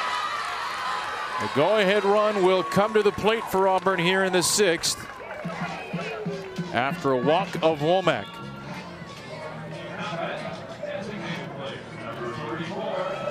Destiny Rodriguez spent her first 3 college seasons at Tennessee. First 2 of those were with Chris and Kate Malveaux on the staff. Her final season in college here. Could be her last collegiate AB. And she starts it ahead 1-0. Marty Abzetian says no swing. Able to see that cleanly despite the giant camera on his head. Rodriguez has added a little power to her game this season, as many home runs this year as her first 3 combined. And Rodriguez puts this ball into shallow left. It's down for a base hit in front of Sokolowski. And the tying run, Womack takes third. Destiny Rodriguez and the Auburn Tigers not going down without a fight. They put the tying run at third and the go-ahead run at first here in the 6th. Rodriguez goes out and gets a curveball and just stays with it to just drop it out in front of Sokolowski out in left field for a hit, and good base running to go from first to third on that, with Womack being able to run with 2 outs, just see that ball put in play and not have to wait for a ball in the air. And what's happening right now is that suddenly in this inning, Abby Carr's changeup has just gone away. And that happened in the at-bat to Mania Womack, where it was missing a little bit low, missed low to Rodriguez as well, to where Auburn can now just eliminate that pitch if she's not able to throw it for a strike and get on time with their curveball, which is what Rodriguez did. That's the first hit of the game for Auburn with a runner on base. And now Auburn needs its first hit with a runner in scoring position.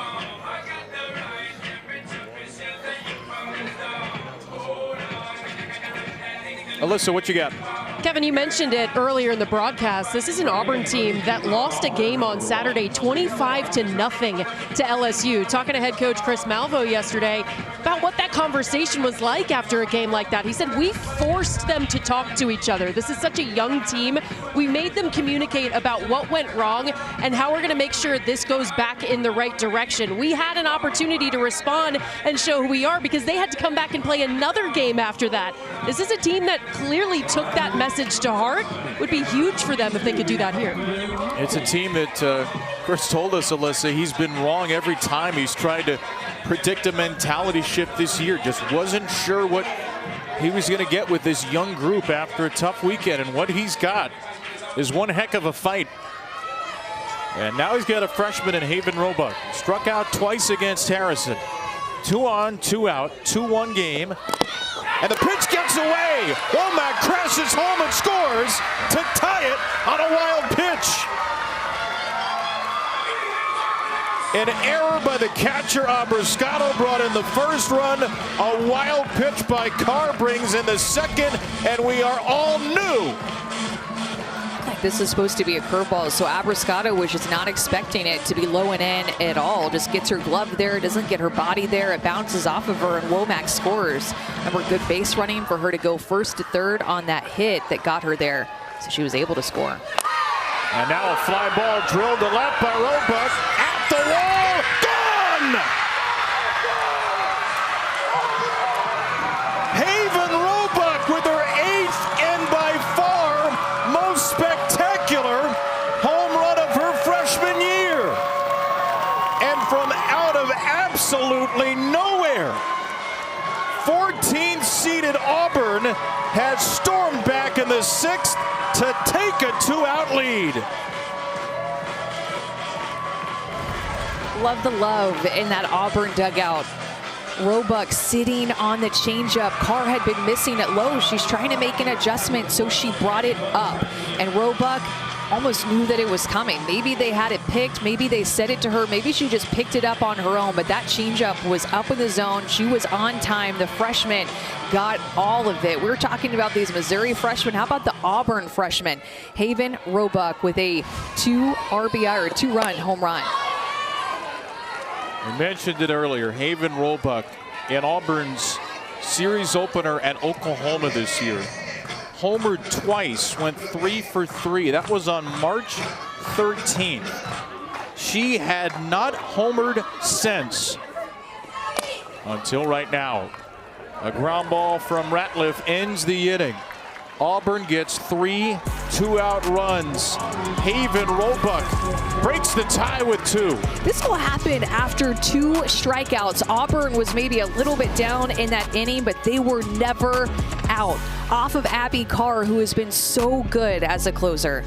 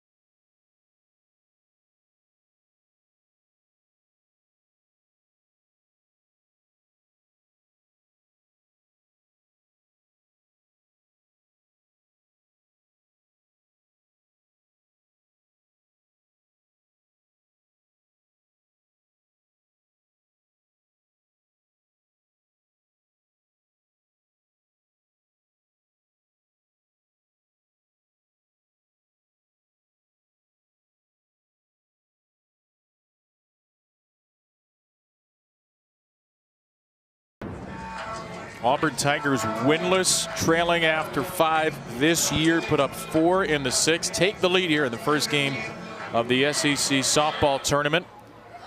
A 2-run tie-breaking homer by the freshman Haven Roebuck has Auburn in the driver's seat. The Auburn Tigers, need to reach the SEC semifinal. That would be 3 wins here to be eligible for the tournament, and Missouri needs to find some life here. All they have to do is win 1 against the team they swept during the regular season.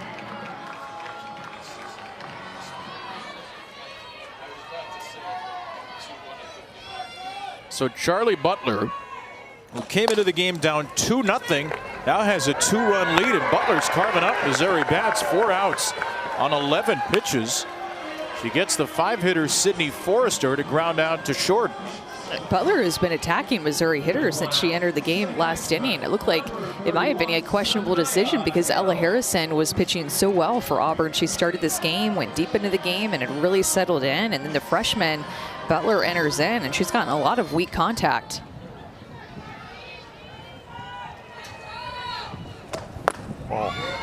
She comes from some softball royalty. Her mother was a national championship pitcher, Heather Compton. Now Heather Compton Butler at UCLA. Helped pitch UCLA to a national title as a freshman. Collegiate coach after that. There's a ground ball right back to Charlie. Standing tall and recording out after out of the Auburn bullpen.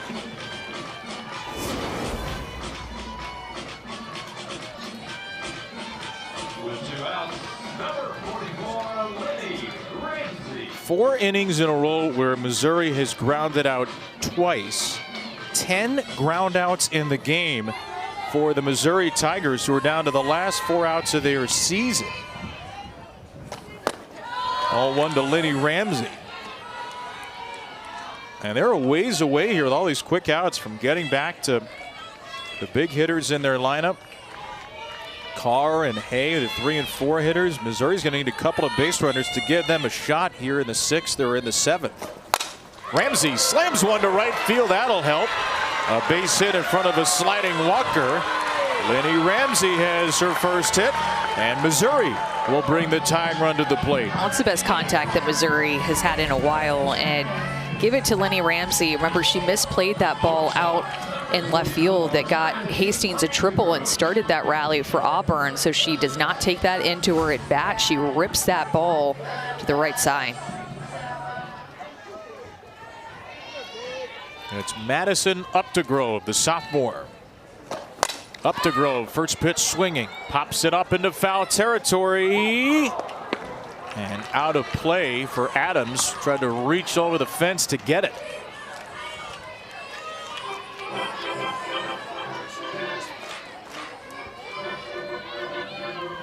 Updegrove had 2 hits against Auburn in the regular season. 1 was a triple, 1 was a home run. One of just 3 home runs for Updegrove this year. A pop up into foul ground in the left side of play now, and out of play over the head of Roebuck, a home run hitter from the top of the inning. And Updegrove is down 0-2.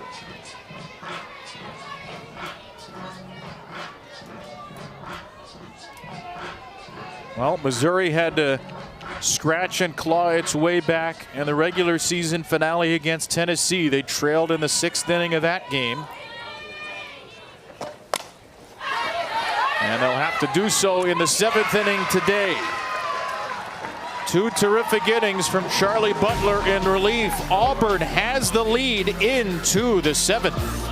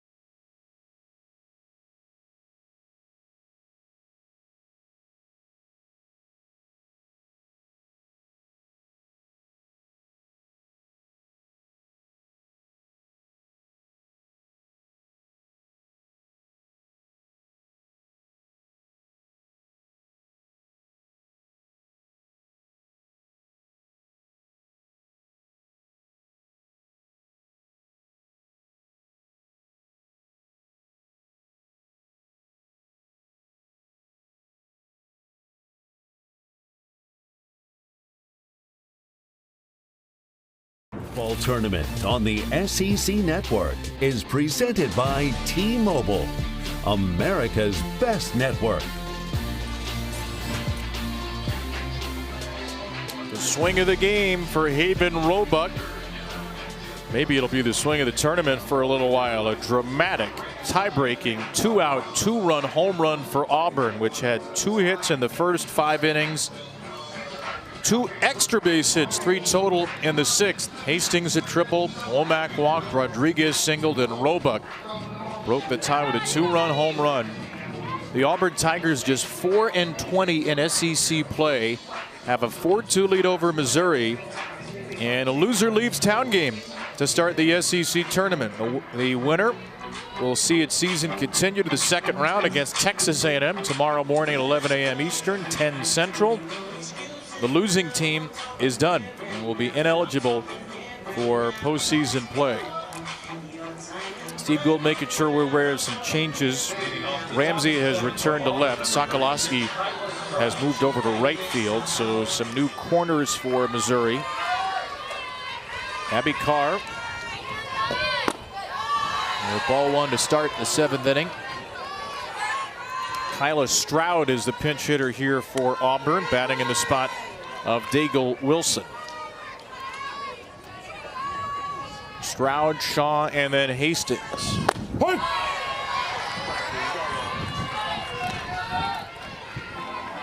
And Melissa said it an inning ago. Auburn lost 2 games ago against LSU, 25-0.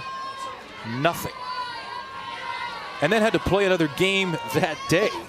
And they weren't terribly competitive. They lost 7-2. And you go from doing that to winning an SEC tournament game a couple of days later. Pretty impressive bit of amnesia for this young team if they can pull this off. It's impressive, Amanda, that they've even put themselves in this position since they trailed 2-0 in the first. And it might be more for Stroud. Gone to center field with a pinch hit home run in the 9th spot.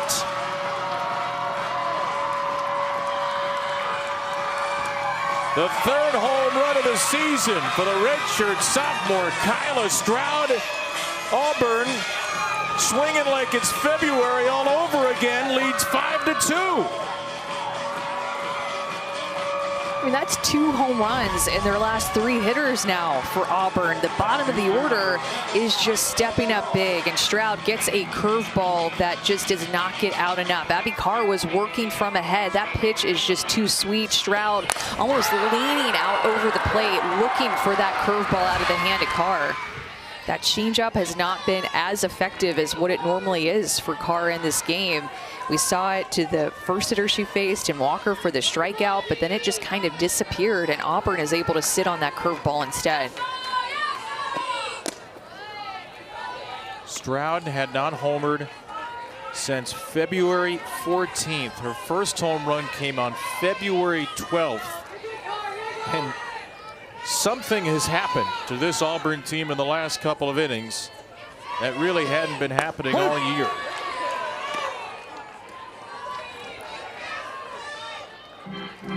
Chris Malveaux, who is co-head coach with his wife Kate, has this reputation as one of the great teachers of hitting in the game. Just ask Larissa Anderson of Missouri, or ask Karen Weekly of Tennessee. Larissa said a few years ago when Chris became Missouri's hitting coach, when you have coaches that are invested like Chris, then the players almost want to play for him. And his star pupils have found some answers here late in the game to potentially save their season. Just a statement swing right there, I feel like, by Stroud. Not to rest on that 2-run lead, but to add another to it, knowing that your season's on the line. I mean, what a moment that the freshman, the pinch hitter, are having these last couple of innings. 3-2 slapped out of play by Shaw. Kyla Stroud, 7 games as a pinch hitter as a freshman, 7 games as a pinch hitter as a sophomore. Got hurt in March, took a redshirt year. Home runs this year: Illinois February 12th, and then the mighty Binghamton Bearcats February 14th. Not a single one in the nearly 3 months since. Isn't this game crazy? So crazy. And even looking back at that 6th inning when Abby Carr came in, she struck out the first 2 Auburn hitters that she faced, and then Womack drew the walk, and then it opened up the door for Rodriguez to get on with a single, and then the Roebuck 2-run home run. Shaw takes ball 4. A home run and a walk for Auburn in the 7th. Stroud was just all over this curveball. Getting behind the ball, she knew it off the bat. To your point, had not seen that ball fly over the fence in a while, but if you know, you know. Felt it right off the bat, get to celebrate with her head coach, her hitting coach, and her team. A lot of smiles for the past couple of home runs, the past 2 innings for Auburn. And Abby Carr is out of the game. Uncharacteristically difficult day for the freshman Abby Carr,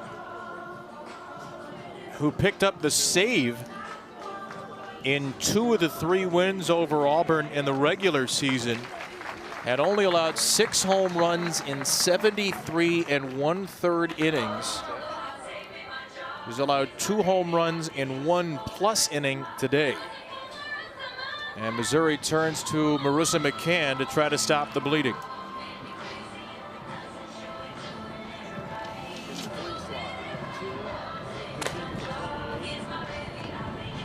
McCann, a junior, faced Auburn once as a starter, once in relief in the regular season. 7 1/3, 3 earned runs. We'll try to keep this game right here. And McCann has really good stuff, good spin, throws with good speed. Right now, her most important job is just to continue, or just to keep Auburn off of the board. Already down by 3, keep the score exactly where it's at, and then you want to show, or see if your team can show some fight in the bottom half of the inning, trying to get this win, or at least tie up this game. It's a formula that's worked all season for Auburn. Sierra Harrison gave him a great start. Then they turned to Abby Carr, who has 5 saves on the year, has pitched 32 times in relief. She didn't have her good stuff, didn't have her good command today. Auburn made her pay for mistakes. A surprising outing from Carr and a surprising surge of power here for Auburn. 2 teams playing with desperation in the opener of the SEC tournament. New right fielder as well for Missouri. That's Danielle Blackston.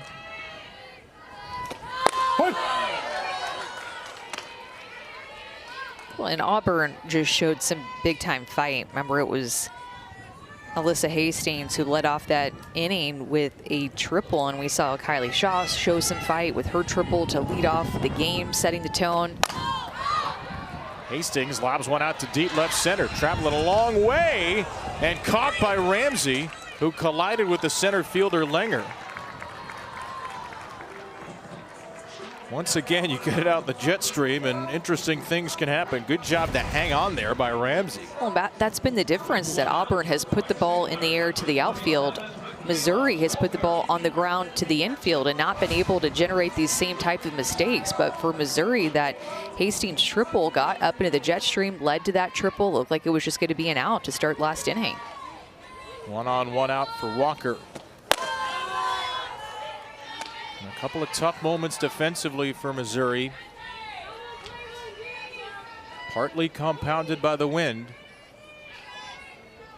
Have helped push Auburn in front against the best defensive team in the country by fielding percentage. There's a pop up to short, and there are 2 away. Walker with a walk is 0 for 3. In the Missouri 7th, it'll be Langer, the 9-hitter. Then Waits and Abrascato. If anybody gets on Abby Carr, and you know there's nobody in the park who wants a shot at redemption more than Carr. Abby Hay, the junior, after that. Adams gets drilled. A hit by pitch on the first pitch to her from McCann. Shaw down to second.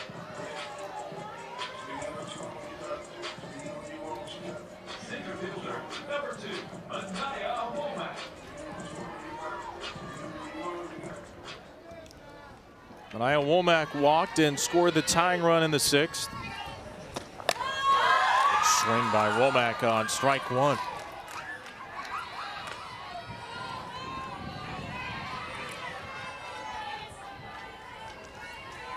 Auburn only sent 19 batters to the plate in the first 5 innings. They've sent 13 up in the last 2.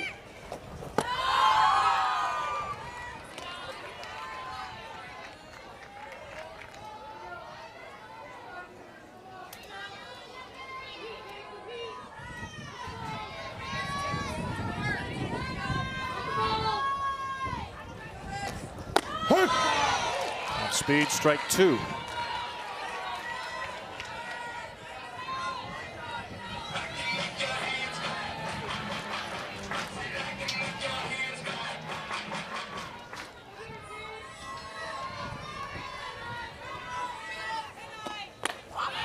Two from McCann.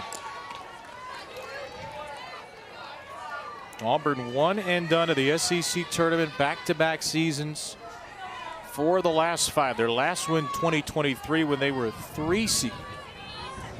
Trying to keep their season alive and those postseason hopes. Good take by Womack to run it full. Some really good takes in this at-bat by Womack. Remember, she drew a walk after the back-to-back strikeouts when Carr came in. So her at-bat in that 6th inning was pivotal to keep the rally going and alive. Runners will be off on a 3-2, which is popped up foul. Abby Hay crashes into the wall near the dugout and gets a little bruise for her troubles.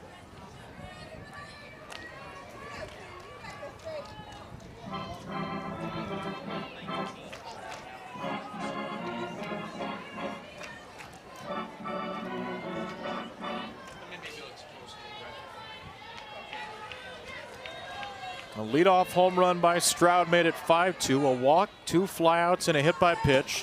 And now Womack lobs the ball into shallow center. That drops for a base hit. Throw to the plate on Shaw is late, and it's 6-2. Womack with a run scored in the 6th and 1 driven in the 7th. So much fight within that at bat by Womack. She took some close pitches that McCann wanted her to swing at, only to get a pitch inside, shortened up a little bit, did not try to do too much. Floats it out to center field. The throw is behind because Shaw has crazy good speed. She scores easily from second, and now Auburn has scored 2 in this inning to extend their lead.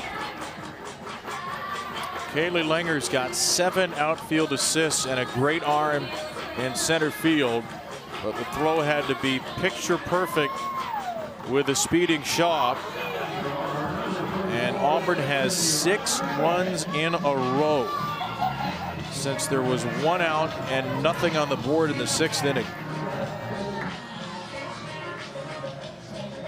Just an amazing comeback by a team that was left for dead after last weekend.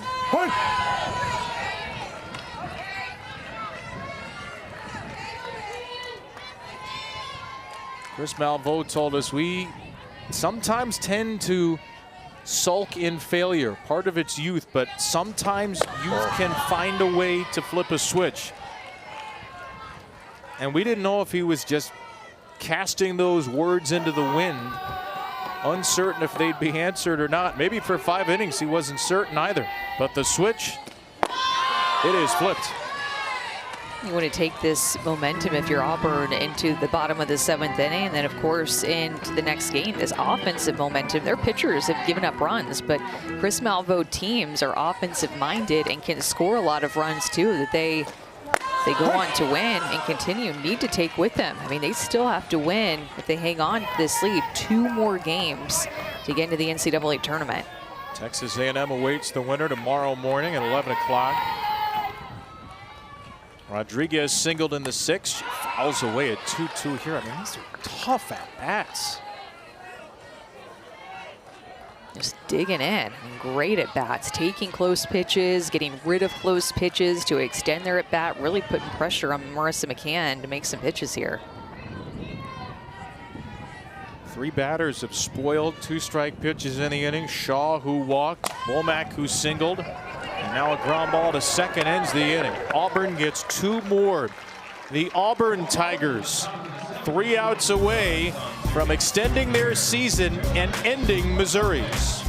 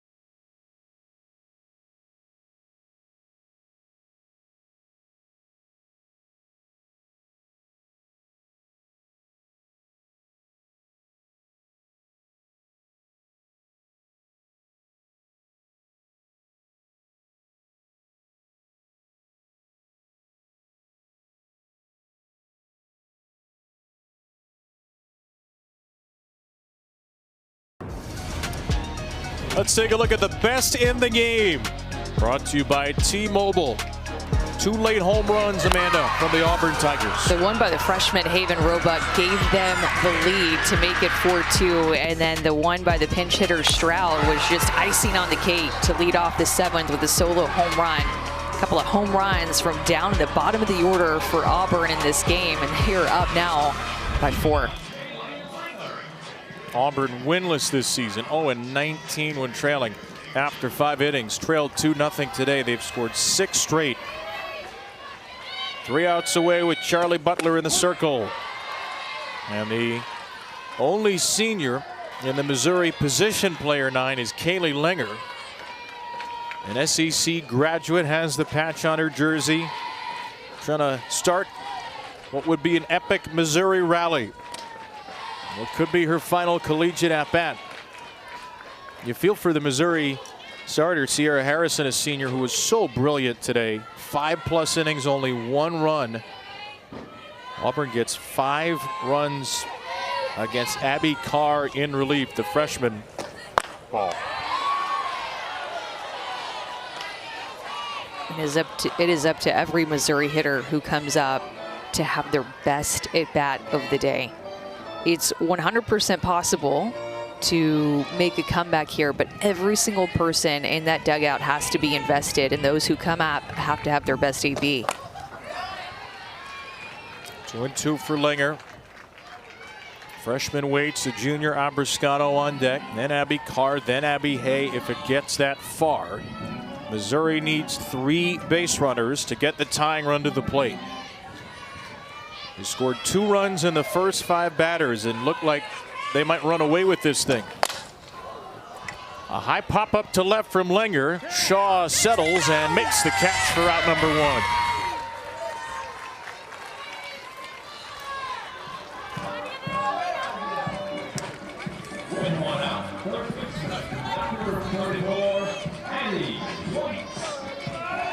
And he waits with a walk to lead off the game. Pop out in a fly out sense.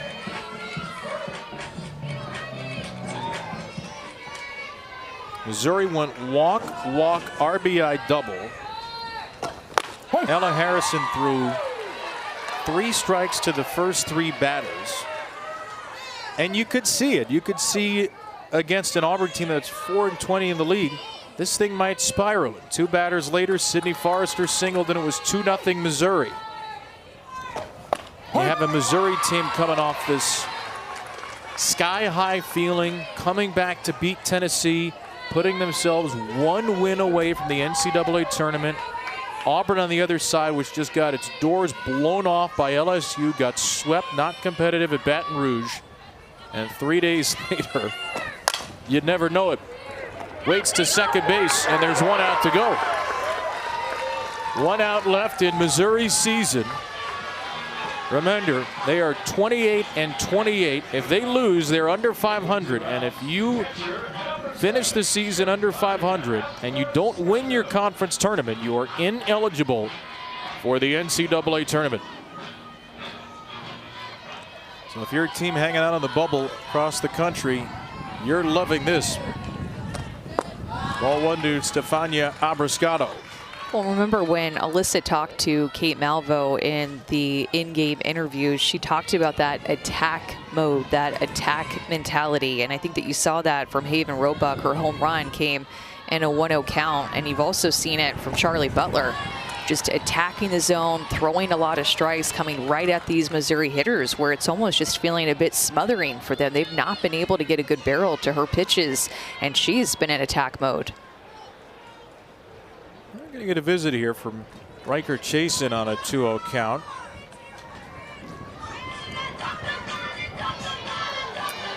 By the way, our next game, 10th seeded Mississippi State and 15th seeded Kentucky. That game will be approximately 35 minutes after the conclusion of this one. Samantha Ricketts and the Mississippi State Bulldogs, the 10 seed, but with 2 or 3 wins here, they might end up as a top 16 regional host. Sam saying, I think we need 3 wins here to be regional host. But if they win this game, their next game would be against Arkansas, the #1 RPI. Kentucky trying to keep its season alive. 23 straight SEC losses. What can they do at home? Auburn's trying to pull some magic at 4-20 in the league. And Butler comes right back at Abbruscato with a strike. .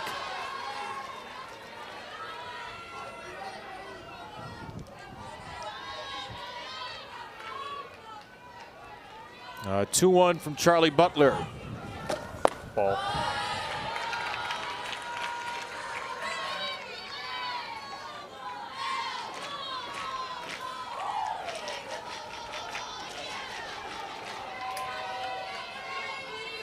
Abbruscato walked in the first, 2 ground outs since. And she'll walk here. This is a great stat just handed to me by Karen Johns. In the 92 batters that Charlie Butler had faced entering into this game, only 10 hitters had barreled her up out of the 92. And that's what we've seen from Missouri today. Very difficult to barrel her up. Deceptiveness with her speed. I feel like she throws a heavy ball. See if they're going to make a pitching change. It looked like she was taking off her mask ready to head into the dugout, but I feel like she throws a heavy ball. It shows 66, which in today's day and age is really not like the highest of all velocities, but Missouri, it just feels heavy, like that ball gets on top of them quickly. A pitcher with a 5.43 ERA. She has looked awfully good. Abby Carr, first pitch swinging in the air to right field. Walker is there. The Auburn Tigers come back from 2-0 down into the 6th, score the final 6 runs, and keep their postseason hopes alive. A 6-2 win for Auburn, which needed 3 wins here at the SEC tournament to be NCAA tournament eligible. The Auburn Tigers get 1, and they end the NCAA hopes of the Missouri Tigers on the other side. Top of the order showed up for Auburn in a big way. Kylie Shaw and Alyssa Hastings, and then the bottom of the order getting it done with the home runs. I mean, Roebuck, the freshman, the 2-run home run to give them the lead. What a moment for her. 1-0 count, team needed her, and that just, man, jolted some energy into that Auburn dugout. A heartbreaking end of the season for Missouri, which will miss the NCAA tournament for a 2nd straight year. They had made 17 straight NCAA tournaments, had not missed since 2006. And you're gutted for Sierra Harrison, who was in that last shot, who threw a gem in what now ends up her final collegiate start. Some really important seniors and people on this Missouri team who were part of a team that made it to the tournament title game 2 years ago. They fall short to Auburn today. And one of the heroes, Haven Roebuck, is with Alyssa Lang. Yeah, Haven Roebuck, who hit the game 2-run home run. Haven, let's start with that at bat. What were your teammates saying to you? What were you saying to yourself when you stepped up to the plate? So my roommate Ava, first of all, we were just like, we can't make this moment more than it needs to be. And honestly, it's been a little mental game for me a little bit, and she really calmed me down. We were just like, you know what, we're going to do this. We have a plan, and we're going to set to it, and we did. You guys had a tough weekend a couple of days ago. How did this team bounce back to now start a new season and get a win here at the SEC tournament? So we all came together, and we were just like, it's postseason, it's a new season, and we know what we're capable of, and we've all just like really leaned on each other. It's been hard, but we've all come together, and when it works, it's awesome. What was it like watching Ella and Charlie in the circle today? Like, actually amazing. Charlie has worked her tail off to get to where she is, and she has shown herself, and it is just amazing to watch her pitch. All right, what do the next 12 hours look like as y'all get ready to come back and play another one tomorrow? We're going to rest, recover, and we're going to come back and do it again. Congrats, Haven. Thank you so much. War Eagle. Kevin, Amanda, up to you. Alyssa, thank you. What a great moment for that freshman. The game-winning home run in the SEC tournament. What a memory for Haven Roebuck. And Auburn's memories are not done. They're going to face Texas A&M tomorrow morning at 11 a.m. Eastern, 10 Central. But coming up next here, Mississippi State and Kentucky, South Carolina and Ole Miss will follow in our finale today. You said this might have the potential to be the best SEC tournament ever. it's off to a great start. A 6-2 Auburn win. That'll do it for now for us here in the booth. For Amanda Scarborough and Alyssa Lang, I'm Kevin Brown. Let's get you to Courtney Lyle, Tori Vidalis, and Haley McClendy, our SEC Now crew.